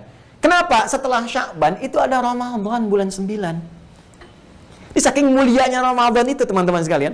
Ya, saking dahsyatnya di Ramadan itu Rajab ini sangat bermanfaat untuk menyiapkan diri kita. Ya, menata diri kita, mengendalikan nafsu kita, sehingga Sya'ban bisa dimaksimalkan. Nanti ada hadis-hadis terkait dengan Sya'ban. Sudah masuk Sya'ban, kita bahas nanti Sya'bannya. Jadi begitu kita sudah terbiasa dengan amal soleh, mengendalikan hati kita, jiwa kita, nafsu kita, menjadi lebih baik. Begitu Ramadan, wah sudah deh, nggak usah ada tarhib lagi tuh. Langsung aja. Ya, naik tarawihnya luar biasa. Kemudian ibadah, baca Qur'annya, tilawahnya macam. Karena sudah terkoneksi dengan baik. Ya, jadi Rajab itu pada awalnya adalah inti untuk mengoreksi diri. Makanya ada yang menyebut Rajab dengan bulan istighfar. Ya, bulan istighfar, bulan memohon ampunan, bulan maksudnya mengoreksi diri kita. Kalau merasa banyak dosa, istighfar, itu jalannya. Ya, para ulama mengambil hukum-hukum tertentu, melihat dari pemaparan-pemaparan ini, baik di Al-Quran, penjelasan di hadis-hadis Nabi Sallallahu Alaihi Wasallam, contoh-contoh yang ada, gitu kan, maksimalkan kepada kita. Nah, sekarang secara singkat teman-teman sekalian, kalau kita ingin mengevaluasi diri, bagaimana caranya? Ya, nah ada amalan yang cepat dan singkat teman-teman sekalian untuk bagaimana bisa mengendalikan nafsu. Sebenarnya banyak amal-amal soleh, caranya dengan beramal soleh. Tapi di antara sekian amal soleh itu yang paling efektif untuk bisa mengatasi ini semua adalah puasa. Ya, puasa, asyam, bukan asyab, asyam, ya, asyam. Jadi ada asyam, ada as-saum. Tuh, ya, ini penting nih. Nah, ini apa namanya? Spidolnya juga kita harus sesuaikan. Bismillah. Asyam. Asyam. Karena itu ada spesifik ya tentang keterangan dari Nabi Sallallahu Alaihi Wasallam tentang puasa di bulan-bulan haram. Jadi disepakati oleh para ulama sepakat, Nabi nyampaikan, ulama sepakat, kan? Nabi yang nyampaikan, kemudian di-share oleh para sahabat, di-like oleh para tabi'in, di-komen oleh para ulama tafsir, semua sampai kepada kita, sampai dengan detik ini. Ya, jadi ada kebolehan menunaikan puasa di bulan-bulan haram, Dzulqa'dah, Dzulhijjah, kemudian Al-Muharram termasuk Rajab. Jadi kalau kita mau puasa di bulan Rajab pun ada sunnahnya. Sunnahnya apa? Pertama, dalil umum adalah kebolehan puasa di bulan-bulan Al-Hurum. Al-Hurum, ya. Silahkan. Tujuannya apa? Ini salah satunya. Untuk bisa mengoreksi diri, muhasabah, introspeksi diri. Karena apa? Siam itu, puasa itu punya dua keunikan. Ya. Dia punya karakter khas yang membedakan dengan ibadah lain. Ya, jadi nanti ada perbedaan. Al-Quran punya sendiri, sholat punya sendiri, siam, puasa punya sendiri. Ya, puasa itu saat dikerjakan, pertama, bisa meningkatkan atau menghadirkan percepatan beramal soleh. Amal soleh. Jadi kalau orang sedang puasa, peningkatan itu luar biasa. Jangankan yang fardu, yang sunnah pun, yang biasanya enggak, dikerjain. Kalau nggak percaya silahkan, dorongannya kuat sekali. Ya, Masya Allah, biasanya sholat fardu, sekarang sunnah jadi naik. Ya, silahkan cek deh waktu Ramadan tuh kalau kita sedang puasa. Ya, bahkan para ibu-ibu itu berebut nyimpan sejadah di masjid, memperebutkan saf pertama, itu tujuannya bukan isya, buat tarawih. Ya, ini ngejar kan? Jadi ada kondisi saat puasa itu, ya jangankan fardu, tertinggal sunnah itu bisa gelisah. Itulah puasa. Ya, berinfak itu orang di waktu biasa kalau nggak puasa minta di depan mata belum tentu diberi. Tapi saat puasa yang nggak ada dicari-cari. Mana fakirnya, mana yatimnya, mana du'afanya dan sebagainya. Bisa nyari. Dan dahsyatnya siam yang kedua, bisa menekan perilaku amal salah, maksiat. Meningkatkan amal soleh, menekan amal salah. Tuh, maksiat. Orang kalau puasa, udah otomatis di jiwanya itu akan menekan maksiat. Saya hampir tidak menemukan orang puasa nekat berbuat maksiat misalnya, atau sengaja berbuat maksiat. Dicegah oleh hatinya, mau berpikirnya sekian kali gitu, sekian kali. Ya, ini sangat luar biasa. Jadi yang biasa, ini kalau Ramadan mungkin koruptor libur dulu gitu kan, terus sedang puasa, ya minimalnya nggak mau batal puasanya. Yang mencela pun bisa nggak mencela. Kan saya sering bikin satu gambaran gitu kan, walaupun ada guyon tapi hikmahnya tinggi di sini. Orang biasa marah, ya biasa kalau dipancing bisa langsung marah, bisa maki, bisa apa. Dia sedang puasa, buka jam 6 kurang seperempat dimaki orang. Bisa diam nggak balas. Temennya heran, akhi, kok nggak balas? Ntar habis maghrib tuh bisa libur dulu tuh, begitu maghrib lupa untuk apa saya balas, nanti pahala puasa hilang, pahala puasanya hilang, kan? Jadi puasa itu menarik, saat yang bersamaan dia bisa menekan segala amal salah untuk berlatih, kemudian meningkatkan amal soleh. Karena itulah di waktu-waktu bulan haram ini kita diminta salah satunya untuk mencoba untuk meningkatkan koreksi diri kita, introspeksi dengan menunaikan ibadah puasa. Salah satunya. Karena itu kalau kita ingin tingkatkan dengan menunaikan ibadah puasa, itu sangat diperkenankan. Satu, mengambil dalil bulan haram secara umum. Yang kedua, ada spesifik yang Rajab ini. Ya, bahkan nanti ada riwayatnya dan disebutkan juga di hadis-hadis yang sahih, gitu ya. Teman-teman sekalian, nah kalau kita ingin bacakan lebih jauh, ini saya ambilkan contohnya. Nah, ini di halaman ke-19. Poin yang kedua, dzaka syahrun yughfalun nasu anhu baina Rajab wa Ramadan, al-hadits, okay? Baik, kalau kita mau baca dari pembuka paragrafnya, thumma narji'u fa naqul, kemudian kita konsen lagi dan kita menyampaikan inna amtada ma warada fi dzalika, ya kata Imam Ibnu Hajar Al-Asqalani, sesungguhnya yang paling sesuai yang tersebut terkait dengan persoalan di bulan Rajab ini, terkait dengan hukum, ibadah dan sebagainya, di antaranya marawahun Nasa'i, ya apa yang diriwayatkan oleh Imam An-Nasai min hadits Usama bin Zaid, dari hadis Usama bin Zaid radhiyallahu anhuma, semoga Allah meridai kepada keduanya, qala, beliau menyampaikan, qultu ya Rasulullah, saya berkata kepada Rasulullah sallallahu alaihi wasallam, ya lam araka tasumu min asy-syuhuri ma tasumu fi Sya'ban. Ya Rasulullah, saya kok melihat Anda sering banyak puasa di bulan Sya'ban, sementara bulan-bulan lainnya saya tidak melihat seperti itu. Maksudnya di luar bulan-bulan yang biasa puasa. Bulan apa saja nanti kita lihat ya. Jadi Nabi itu terbiasa berpuasa sering di bulan-bulan tertentu, ada bulan-bulannya. Tapi kelihatan di Sya'ban ini kok puasa sunnahnya lebih banyak gitu dibanding yang di hari-hari lain yang sunnah. Kalau di Ramadan sudah pasti gitu kan? Ramadan sudah pasti. Jadi bertanya nih, apa jawab Nabi? Dzaka syahrun yaghfulun nasu anhu baina Rajab wa Ramadan. Ya, itu sebetulnya bulan istimewa yang orang banyak lupa, bukan hanya puasanya itu, ya yang bulan itu terletak di Rajab dan Ramadan.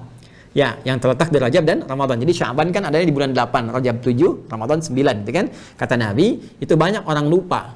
Di bulan Sya'ban itu, ya saya banyak berpuasa karena ada keistimewaan. Ya, bulan ini terletak di antara Rajab dengan Ramadan. Nanti ada kelanjutan hadisnya, pada saat itu amalan diangkat, disampaikan kepada Allah, dan saya, kata Nabi, saya sangat suka, sangat mencintai kalau amal saya diangkat dan diketahui saya sedang banyak ibadah. Dan sedang banyak ibadah itu saat puasa kan banyak ibadahnya. Nah, apa kaitan dengan Rajab di sini? Nih, lihat komentar Ibnu Hajar Al-Asqalani. Ini bukan komentar Adi Hidayat ya. Ini Imam Ibnu Hajar Al-Asqalani, dan beliau ahli hadis, mensyarah banyak kitab hadis, ya, mensyarah Syarah Al-Bukhari, punya kitab-kitab luar biasa termasuk kitab ini. Nah, kita lihat bagaimana komen beliau. Fahadha fihi isy'arun. Maka di sini kita bisa merasakan, bisa melihat ya, bi anna fi Rajab, bahwa di bulan Rajab ini musyabihatun bi Ramadan. Ini menyerupai Ramadan tingkat ibadahnya. Artinya ingin menunjukkan kebiasaan puasa. Ya. Dari mana tahunya? Teruskan. Wa anna an-nasa yashtaghiluna fihi minal ibadati bima yashtaghiluna bihi fi Ramadan. Karena banyak orang di bulan Rajab ini, di masa-masa Nabi beliau jelaskan, itu sudah terbiasa meningkatkan ibadah. Seperti mereka berusaha meningkatkan di Ramadan. Bukan menyamakan hukum dengan Ramadan. Awas, jangan salah persepsi ya, jangan salah paham. Ramadan wajib. Ingat, Rajab sunnah biasa. Jadi kalau Ramadan itu hukumnya kuat, diikat dengan kewajiban. Tapi penting Anda tahu, saking menghargainya sahabat-sahabat di era Nabi sallallahu alaihi wasallam dengan sifat hurum yang melekat pada Rajab, maka mereka berusaha meningkatkan diri. Tadi yang saya katakan, supaya persiapan ke Ramadannya makin kuat lagi. Maka mereka sejak Rajab itu sudah berusaha meningkatkan diri untuk beribadah. Ya, jadi tingkatkan baca Qur'annya, tingkatkan sholat malamnya. Udah terbiasa sholat malam, tingkatkan sholat malam, tingkatkan kemudian baca Qur'annya. Karena masuknya ada motivasi bulan hurum dan persiapan ke Ramadan. Nah, konsekuensinya apa? Karena terbiasa di Rajab itu ada dalil yang mengikat ini. Sya'ban kan belum ditemukan di Quran, nggak masuk bulan hurum. Akhirnya melemah di Sya'ban. Ya, ketika melemah itulah Nabi memotivasi lagi, jangan lemah di sini karena Sya'ban punya keistimewaan lain lagi, kata Nabi. Ya, dan bahaya nanti kalau melemah di Sya'ban, Ramadan makin turun. Ya, jadi di sini Nabi ingin mengingatkan bahwa jangan lupakan Sya'ban juga kalau ingin ibadah. Kalau ingin puasa sunnah bisa, silahkan perbanyak di Sya'ban. Tapi dalil ini sekaligus menunjukkan bahwa para sahabat juga mereka terbiasa di bulan Rajab untuk menunaikan ibadah dengan meningkat. Salah satunya dengan apa? Dengan puasa, ya, dengan meningkatkan sholat malam dan sebagainya. Kemudian wa yaghfuluna an nadhiri dzalika fi Sya'ban, dan mereka melupakan bahwa banyak keutamaan-keutamaan serupa yang didapatkan di bulan Sya'ban, ya, seperti Rajab yang mereka kerjakan. Lidzalika kana Rasulullah sallallahu alaihi wasallam yasumuhu. Karena itulah Nabi sallallahu alaihi wasallam beliau terbiasa memperbanyak puasa di bulan Sya'ban.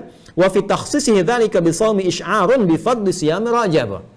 Ya, dan ketika beliau mengkhususkan puasa sunnah itu di bulan Sya'ban dengan mengikatnya dan menyambungkan ke suasana Rajab, ya, isy'arun bi fadli siyam Rajab, ini menunjukkan ada keutamaan untuk menunaikan puasa sunnah di bulan Rajab.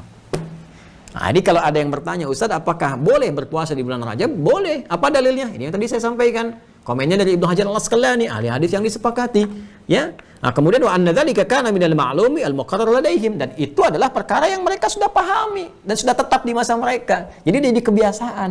Nah, ini yang kesalahpahaman di sini. Ya, kadang-kadang langsung bid'ah misalnya kan, nggak boleh apa? Kita baca dulu, lihat dulu, mungkin ada salah persepsi, salah pemahaman. Jadi ada yang membacanya begini, hadis ini dibacanya dengan persepsinya seperti ini. Persepsinya, Nabi kok biasa puasanya di Sya'ban bukan di Rajab. Nah, ini berarti belum tuntas bacaannya. Ya, kenapa? Karena Nabi menghidupkan bulan Sya'ban untuk puasa itu untuk menunjukkan kesan kepada para sahabat, jangan cukupkan di Rajab aja bermujahadah.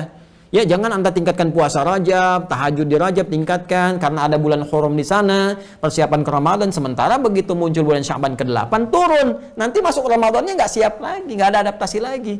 Makanya Nabi itu berpuasa di bulan Sya'ban untuk meneruskan kebiasaan Rajab supaya Ramadannya itu bisa lebih sempurna, lebih kuat. Itu poinnya. Jadi bukan menafikan Rajab nggak ada puasa, sunnah maksudnya. Ya, ini saya nggak bicara tentang hukumnya ya. Kalau hukumnya sih nggak mengikat, Anda nggak puasa pun nggak ada masalah. Cuma yang ingin saya katakan gini, jangan sampai ini ibadah sunnah ini jadi persoalan, jadi perselisihan. Ini poinnya. Ya, jadi gini, Ini yang puasa disoal, yang nggak puasa menyoal gitu kan. Sama-sama saling ribut. Padahal nggak puasa pun nggak apa-apa. Kalau puasa pun sunnah. Gitu. Apa karena kita dari persoalan yang furu'iyah begini kemudian jadi berselisih, jadi nggak salaman? Ya, assalamualaikum akhi, nanti aja. Waalaikumsalam, cepi. Jadi ada sesuatu yang nggak logis gitu ya. Ya, ini yang satu kunut, satu nggak kunut, jadi ribut. Kan yang nggak salah itu yang nggak sholat subuh, Joni. Gitu ya. Nah, jadi itu yang penting cara berpikir kita yang diperbaiki. Jadi kebiasaan meningkatkan ibadah di bulan Rajab itu sudah ada dalam rangka apa? Mengevaluasi diri, memperbaiki, menghormati bulan haram. Jadi haram ini jangan banyak maksiat. Double kalau maksiat. Tuh ingat tuh saya sampaikan pesan ya pada semuanya tuh. Ya, semua tanpa kecuali siapapun profesinya. Mau pejabat, mau kalangan rakyat, mau macam-macam dan sebagainya sepanjang Anda muslim. Ingat baik-baik, sepanjang muslim. Bermaksiat di bulan Rajab itu melipat gandakan dosa. Hati-hati ya. Jadi ini sarana memperbaiki diri. Kita cek lagi, ini amanah loh. Semua kehidupan ini amanah. Jadi ayah amanah, jadi suami, jadi istri, semua amanah. Semua akan kembali dipertanggungjawabkan di hadapan Allah Subhanahu wa taala. Dan Rajab menuntun kita berperilaku baik. Ya, berperilaku baik. Jadi buzzer libur dulu. Saya sarankan libur aja daripada memperbanyak dosa. Jadi nanti begitu sedang nyoal meninggal gitu kan. Mendingan libur. Jahiliyah aja itu tidak mencela. Jadi kalau ada buzzer mencela di bulan ini, wah itu lebih daripada jahiliyah. Jahlun murakkab. Ya, ini saya mengingatkan ya, maaf Bu, saya tidak mencela orang, jadi memperbaiki perilaku gitu ya. Jadi kalau Anda marah, Anda aneh sebetulnya. Ya aneh gitu ya. Jadi orang jahiliyah aja tanpa diingatkan dia bisa liburan. Jadi kalau ada orang sekarang aktif mencela, saling ribut, saling macam-macam, seharusnya era memperbaiki diri. Jadi kalau kita gunakan dengan baik, Masya Allah, Muslimnya Indonesia hampir kurang lebih 90% lah kurang lebih gitu kan. Kalau 300 penduduknya, 300 juta, berarti 270 juta. Kalau cukuplah ajarkan amalan Islam dengan benar, insya Allah jadi baik. Jadi kalau bertanya tentang puasa, maka ini dalilnya ada, termasuk nanti dari rajul dari Bahiliyah, ya orang Bahili, ketika dia datang kepada Nabi Sallallahu Alaihi Wasallam. Ini saya bacakan hadisnya. Amin dzalika maraha Abu Dawud fi sunani qala haddatsana Musa ibn Ismail haddatsana Hammad an Sa'id bil Jariri an Abi Sadil, kemudian an Mujibah al-Bahiliyah, ya, kemudian an abiha aw ammiha annahu ata Rasulullah sallallahu alaihi wasallam thumma intalaqa fa atahu ba'da sanatin wa qad taghayyarat haluhu wa hay'atuhu faqala ya Rasulullah, ya ini terputus saya tidak teruskan. Jadi ada seorang bernama dari Mujibah al-Jahiliyah al-Bahiliyah, dia datang kepada Nabi sallallahu alaihi wasallam dan setahun kemudian dia telah berubah jadi kayak kurus, enggak terawat badannya gitu kan. Sehingga Nabi itu pangling ngelihat dia. Sampai dia mengatakan, ya Rasulullah, apa engkau tidak mengenali saya lagi? Dia, kamu siapa? Saya yang tahun lalu datang begini. Kata Nabi, apa yang merubah kamu? Maka ya raka. Dia bermakna, apa yang merubah kamu tampilannya sekarang? Maka dia katakan, saya sejak pertemuan itu, saking inginnya saya berbuat baik, merubah diri sendiri, meningkatkan kebaikan ya Rasulullah. Saya ini banyak meningkatkan ibadah, banyak puasa, nggak makan kecuali malam, hampir tiap waktu puasa. Maka Nabi mengatakan, kamu jangan zalimi diri sendiri seperti ini. Kalau nggak kuat jangan begini, cukup kamu puasa di hari Senin, cukup kamu puasa, kalau kuat Kamis, kalau tambah lagi tambah MLB tambah lagi sekian, sampai Nabi menyebutkan puasa di bulan Al-Hurum. Kalau kamu mau tambah di bulan Al-Hurum, ya kan? Kerjakan itu gitu. Nah, kemudian itu dalil menunjukkan di bulan-bulan Hurum boleh puasa. Jadi dalil umumnya dari Al-Quran ada isyarat, di Nabi ada hadisnya, riwayat Abu Daud tentang spesifik Rajab dia juga tadi riwayat An-Nasai. Jadi kalau Anda ingin puasa, motivasinya adalah meningkatkan ibadah. Tapi kalau nggak kuat jangan dipaksain puasa. Karena esensi dari puasa itu melatih diri untuk meningkatkan ketakwaan. Jadi kalau mungkin terjadi di pertengahan tiba-tiba, aduh udah jam 12 kok perutnya sakit sekali, jangan dipaksain, ibadah sunnah. Ya boleh hari pertama nggak pernah biasa puasa, tiba-tiba pengen puasa, nggak kuat, misalnya sampai nanti bisa berbahaya, nggak buka. Besoknya nanti lanjut sampai asar kuat, besoknya lagi misalnya sampai ke maghrib terus bertahan. Apalagi anak-anak yang latihan Bu ya, menjelang Ramadan tentang dilatih belum balik, jangan keterlaluan orang tuanya. Ya, udah misalnya buka sekarang jam 6.20 misalnya kan. Anak ini udah jam 5, aduh sakit mah perut. Anakku berjuang lah. Berjuang apa? Udah itu sunnah, sudah buka aja, belum dihisab. Ya, udah nanti besoknya lagi kuatin lagi motivasinya begitu. Kakak tuh hebat luar biasa. Dulu Abi tuh nggak asar aja nggak mampu gitu. Kadang-kadang jam 10 udah buka, Masya Allah. Kakak sampai bisa jam 5. Nanti besok teruskan ya jam 6. Sekarang buka nggak apa-apa. Itu memberikan kekuatan. Ya jadi yang didorong-dorong nggak tepat gitu ya. Nah jadi kesimpulannya apa? Meningkatkan di bulan Rajab itu ada ibadah tuntunan dalilnya. Jadi kayak kita mau meningkatkan tahajud, istighfar, meningkatkan taubat kepada Allah, berpuasa itu ada. Nah, cuma kadang-kadang ada yang terlalu lebay di kalangan masyarakat, terlalu berlebihan. Jadi apa? Sudah ada dalil yang benar. dalil yang sahih, dalil yang baik untuk beribadah. Datanglah kemudian ya para kreator-kreator yang kreatif menghadirkan narasi-narasi disandarkan kepada Nabi yang mohon maaf sekali itu sumbernya bukan hanya dilemahkan, bahkan kebanyakan palsu. Maka datanglah kemudian hadis-hadis yang sangat populer sampai kepada kita. Dan ini banyak disebutkan di sini. Ya, seperti misalnya sholat tertentu yang kalau ditunaikan jumlah bilangan rakaatnya sekian, rakaat pertama baca ini, rakaat kedua baca ini, rakaat ketiga baca itu, langsung diberikan satu pahala yang sangat dahsyat. Ya, puasa hari pertama dapatnya ini, puasa hari kedua dapatnya ini, puasa hari ketujuh akan diberikan pintu surga semuanya dibuka untuk dia, hari ke-8 bebas dari neraka. Ya, kalau udah bebas bulan Rajab ngapain puasa Ramadan? Ya. Nah, nanti ya, jadi hadis-hadis yang terkumpul itu dianalisis oleh Ibnu Hajar Al-Asqalani, semua hadis yang menyebutkan pahala-pahala besar yang kayaknya sangat besar sekali khusus untuk bulan Rajab. Kemudian mohon maaf ya, dengan amalan-amalan yang cuma 1 kali, 2 kali puasa sehari 2 hari, itu beliau simpulkan, beliau analisis kebanyakannya dhaif yang sangat parah dan palsu. Ya, jadi bahkan di kitab ini beliau menyebutkan hanya 2 sampai 3 yang sahih. Yang sahih itu sebenarnya panduan umum, yang lainnya itu banyak bermasalah semua. Ya, bahkan nanti ada ulama hadis, ulama kita nih ya, Tuwafiyah, beliau sudah meninggal, semoga Allah rahmati beliau. Beliau orang sangat baik. Saya menyaksikan juga kebaikan beliau, orang yang sangat luar biasa. Itu pendiri Ponpes Darussunnah di Ciputat. Ya, imam besar Istiqlal sebelum yang sekarang ya, itu Kiai Haji Ali Mustafa Yaqub. Ya, Profesor Ali Mustafa Yaqub itu sangat luar biasa. Beliau mengarang kitab, menulis, ada buku, saya lihat ada buku juga itu hadis-hadis bermasalah, dan pernah mengutip, saya pernah baca itu. Ya, saya kurang lebih 2014-2015 lah, saya pernah menemukan buku itu, saya baca hadis-hadis bermasalah, itu beliau mengutip dari kitab ini.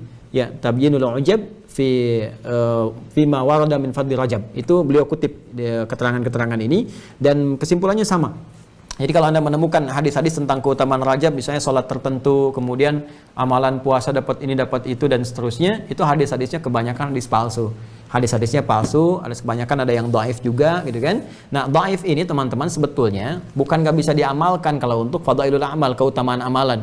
Ya, jadi kalau hadis dhaif yang tidak bertentangan dengan Al-Quran dan hadis, ya, yang hadis-hadis yang sahih, yang kuat, kemudian dia hanya berbicara tentang keutamaan amalan, ya, misalnya keutamaan untuk bisa berbuat jujur, keutamaan berbuat baik, bersedekah, yang tidak bertentangan dengan yang lain, yang sifatnya dhaif dan tidak parah, bukan 3M. 3M di sini matruk, mungkar, maudhu'. Ya, matruk diriwayatkan oleh orang-orang yang terbiasa berbuat maksiat, ya kan? Sehingga kata-katanya sering berperilaku berkata bohong, ya, sehingga nggak bisa dibedakan mana yang benar dengan yang salah. Itu ditinggalkan hadisnya. Mungkar, hadis yang diriwayatkan oleh orang-orang terbiasa berbuat maksiat sehingga menjadi celak bagi agama. Jadi kalaupun dia berkata yang benar karena terbiasa berbuat maksiat, tinggalkan perkataannya sehingga orang nggak nuduh orang Islam. Pantas hadisnya diriwayatkan oleh orang mabuk, pantas hadis diriwayatkan oleh orang pembegal, misalnya kan. Nah, itu ada kaidah ketat di agama. Maudhu', hadis palsu, sengaja dibuat, memang dipalsukan walaupun isinya baik tapi palsu. Ya, jadi kalau Anda menemukan riwayat yang baik maknanya, udah jangan sebut hadis, itu beres gitu. Ya, tapi kalau dinisbatkan kepada agama, pada tuntunan ibadah, itu ditinggalkan, dan sepakat. Jadi kalau ada terkait dengan ibadah, nggak bisa dipakai hadis dhaif. Ya, apalagi yang palsu. Ya, seperti misalnya gini, orang yang sholat di malam bulan Rajab tertentu, rakaat pertama dia baca ayat ini, kedua Al-Ikhlas sekian kali, itu hadisnya palsu. Ya, palsu. Kemudian ada hadis lagi misalnya tentang keutamaan puasa hari pertama dapat ini, kedua ini, ketiga ini, hari ke-7, 8, itu palsu juga. Jadi banyak yang terkait Rajab ini, orang ingin memberikan motivasi, cuman caranya keliru, caranya salah. Jadi bukan gak ada amalan, amalannya ada, cuman dasarnya gunakan dasar yang benar kan ada, yang salahnya kita tinggalkan. Nah, ini penting saya klarifikasi juga, karena biasalah ada pemburu konten di YouTube itu, kadang-kadang suka motong video saya, ntar dibandingin sama ustadz lain. Nih Ustadz Ali Hidayat kurang pengetahuan, dipotongnya aja tuh, disebutkan yang dhaif, yang palsunya. Keterangan saya dari awal tadi, teman-teman sekalian, sampai akhir ini itu nggak disampaikan, sehingga terkesan nanti dibandingkan dengan ustadz lain. Udah tahu Rajab bulan koreksi diri, dia membuat masalah gitu. Ya, makanya saya sering katakan nih, teman-teman ya, yang channel-channel nggak pada izin, pada apa, sering bikin thumbnail, kadang-kadang bikin judul provokatif yang bukan dari kita. Ada Al-Muwatta, Ruang Ustadz, apalagi tuh saya pernah diperlihatkan itu ya.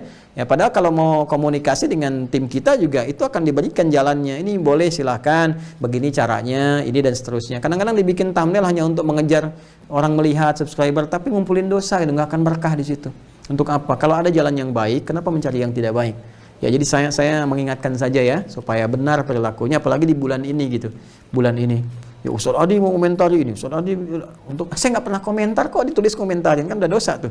Ya, Ya, jadi ini yang saya sampaikan untuk bulan Rajab ini kita bisa meningkatkan peluang diri kita untuk beribadah, salah satunya persiapan ke Ramadan, menghormati bulan haram, jangan berbuat dosa, dan Allah mengatakan wa'lamu anallaha ma'al muttaqin. Kalian mesti tahu kata Allah, Allah akan menyertai orang-orang yang meningkatkan takwa. Muttaqin itu orang-orang yang meningkatkan takwa. Dan takwa itu bukankah tujuan utama saat Ramadan? Al-Baqarah 183, ya ayyuhalladzina amanu kutiba alaikumusiyam kama kutiba alal ladzina min qablikum la'allakum tattaqun. Jadi tujuan utama puasa di Ramadan membentuk karakteristik takwa. Latihannya bisa kita mulai perdana di bulan Rajab ini supaya terbiasa punya kekuatan yang kita bawa untuk sampai ke bulan Ramadan. Selain pengagungan, penghormatan terhadap bulan haram. Ya, jadi kesimpulannya bulan Rajab termasuk bulan yang diistimewakan oleh Al-Quran karena mengandung nilai-nilai haram untuk menjaga diri kita, menaklukkan nafsu kita, dan meminimalisir perbuatan-perbuatan buruk sehingga beralih bertransformasi menjadi pribadi mulia baik di hadapan Allah. Yang kedua, bulan Rajab punya keutamaan untuk persiapan meningkatkan ibadah agar memiliki kebiasaan baik dan adaptasi yang sangat bagus saat masuk bulan Ramadan. Karena itu Nabi SAW memberikan sebuah contoh yang berkesinambungan baik di Rajab, ya kemudian ke Sya'ban sampai nanti masuk ke Ramadannya. Jadi ini bulan yang sangat penting. Yang ketiga kesimpulannya, bulan Rajab itu punya landasan-landasan keutamaan untuk beramal. Tapi juga banyak hadis palsu yang dhaif parah juga yang bertebaran di masyarakat, yang ini tidak harus dijadikan sebagai sandaran. Jadi kalau Anda ingin taubat, silahkan banyak taubat di bulan Rajab, boleh. Salat malam dihidupkan, boleh. Tiap malam salat, boleh, silahkan. Tiap malam salat, tiap malam taubat dalam sujud, ya salatnya sambil taubat kepada Allah, ya minta ampunan, minta rahmat, silahkan. Siangnya mau puasa, boleh, sekuat Anda. Diperbanyak, boleh. Ya, mau nanti misalnya besok libur dulu lah, Jumat ya, Sabtu Ahad saya mulai Senin, Selasa, Rabu mau puasa silahkan, Kamis puasa lagi silahkan, Jumat libur silahkan, mau sehari puasa sehari tidak silahkan, mau Anda terus puasa boleh sepanjang Anda kuat. Tapi Ustadz, Nabi nggak nyontohin loh, Joni. Kalau Nabi nyontohin nanti Anda nggak akan kuat, nggak semua orang kuat. Di Nabi itu kadang memberikan satu yang umum untuk ibadah sunnah dan memberikan keleluasaan kepada kita sesuai kemampuan masing-masing. Buktinya apa? Yang tadi mujibah bahiliyah tadi itu di soal Nabi bukan karena puasanya, karena dia nggak kuat dengan puasa itu sehingga memengaruhi tampilan fisik. Dari yang bagus badannya six pack jadi cuma one pack, kan nggak enak gitu ngelihatnya, ya. Apalagi mau dipakainya nggak bisa gitu. Ini kan repot gitu ya teman-teman sekalian. Jadi maksudnya gini, ibadah itu jangan memberatkan. Jadi kalau Anda sanggup silahkan, tapi jangan menyalahi syariat, ketentuan yang benar. Jadi kalau ingin Anda perbanyak silahkan aja, nggak ada masalah, dalilnya ada. Ya, perkara contoh dari Nabi, contoh itu diikat dengan dua hal. Contoh yang sifatnya fardu dikerjakan semua karena rata bisa. Tapi kalau dicontohkan oleh Nabi sebagian-sebagian tanpa disoal untuk banyak mengerjakan, ini menunjukkan ada keutamaan di dalamnya. Tapi Nabi tidak mengerjakan keseluruhan untuk contoh kepada kita langsung karena nanti akan menjadi nilai sunnah yang dibiasakan atau bahkan naik ke wajib sehingga tidak semua orang bisa mengerjakan itu semua. Persis contoh paling gampang kejadian tarawih. Nabi kan 3 malam tuh. Ya, terus orang jadi banyak, gitu kan? Setelah itu Nabi nggak ke masjid lagi, lalu mengumumkan setelah subuh, tahu nggak saya nggak datang tadi malam, karena saya khawatir diwajibkan, karena Allah senang melihat hambanya banyak beribadah gitu. Dan kebiasaan sahabat kan kalau Nabi kerjakan semua ikut. Kalau sahabat semua ikut, apa Anda sanggup ikut? Rajab 30 hari, Sya'ban 29 hari, Ramadan 30 hari lagi, terus 3 bulan berturut-turut, apa sanggup? Kan tidak semua orang sanggup gitu kan. Jadi kita berlatih semampu kita, la yukallifullahu nafsan illa usaha, bersikap bijak dan jangan saling menyalahkan. Kita harus mencerdaskan. Jadi mencerdaskan, menyampaikan, jangan menyalahkan orang lain, tapi kita jelaskan sepenuhnya seperti ini gambarannya.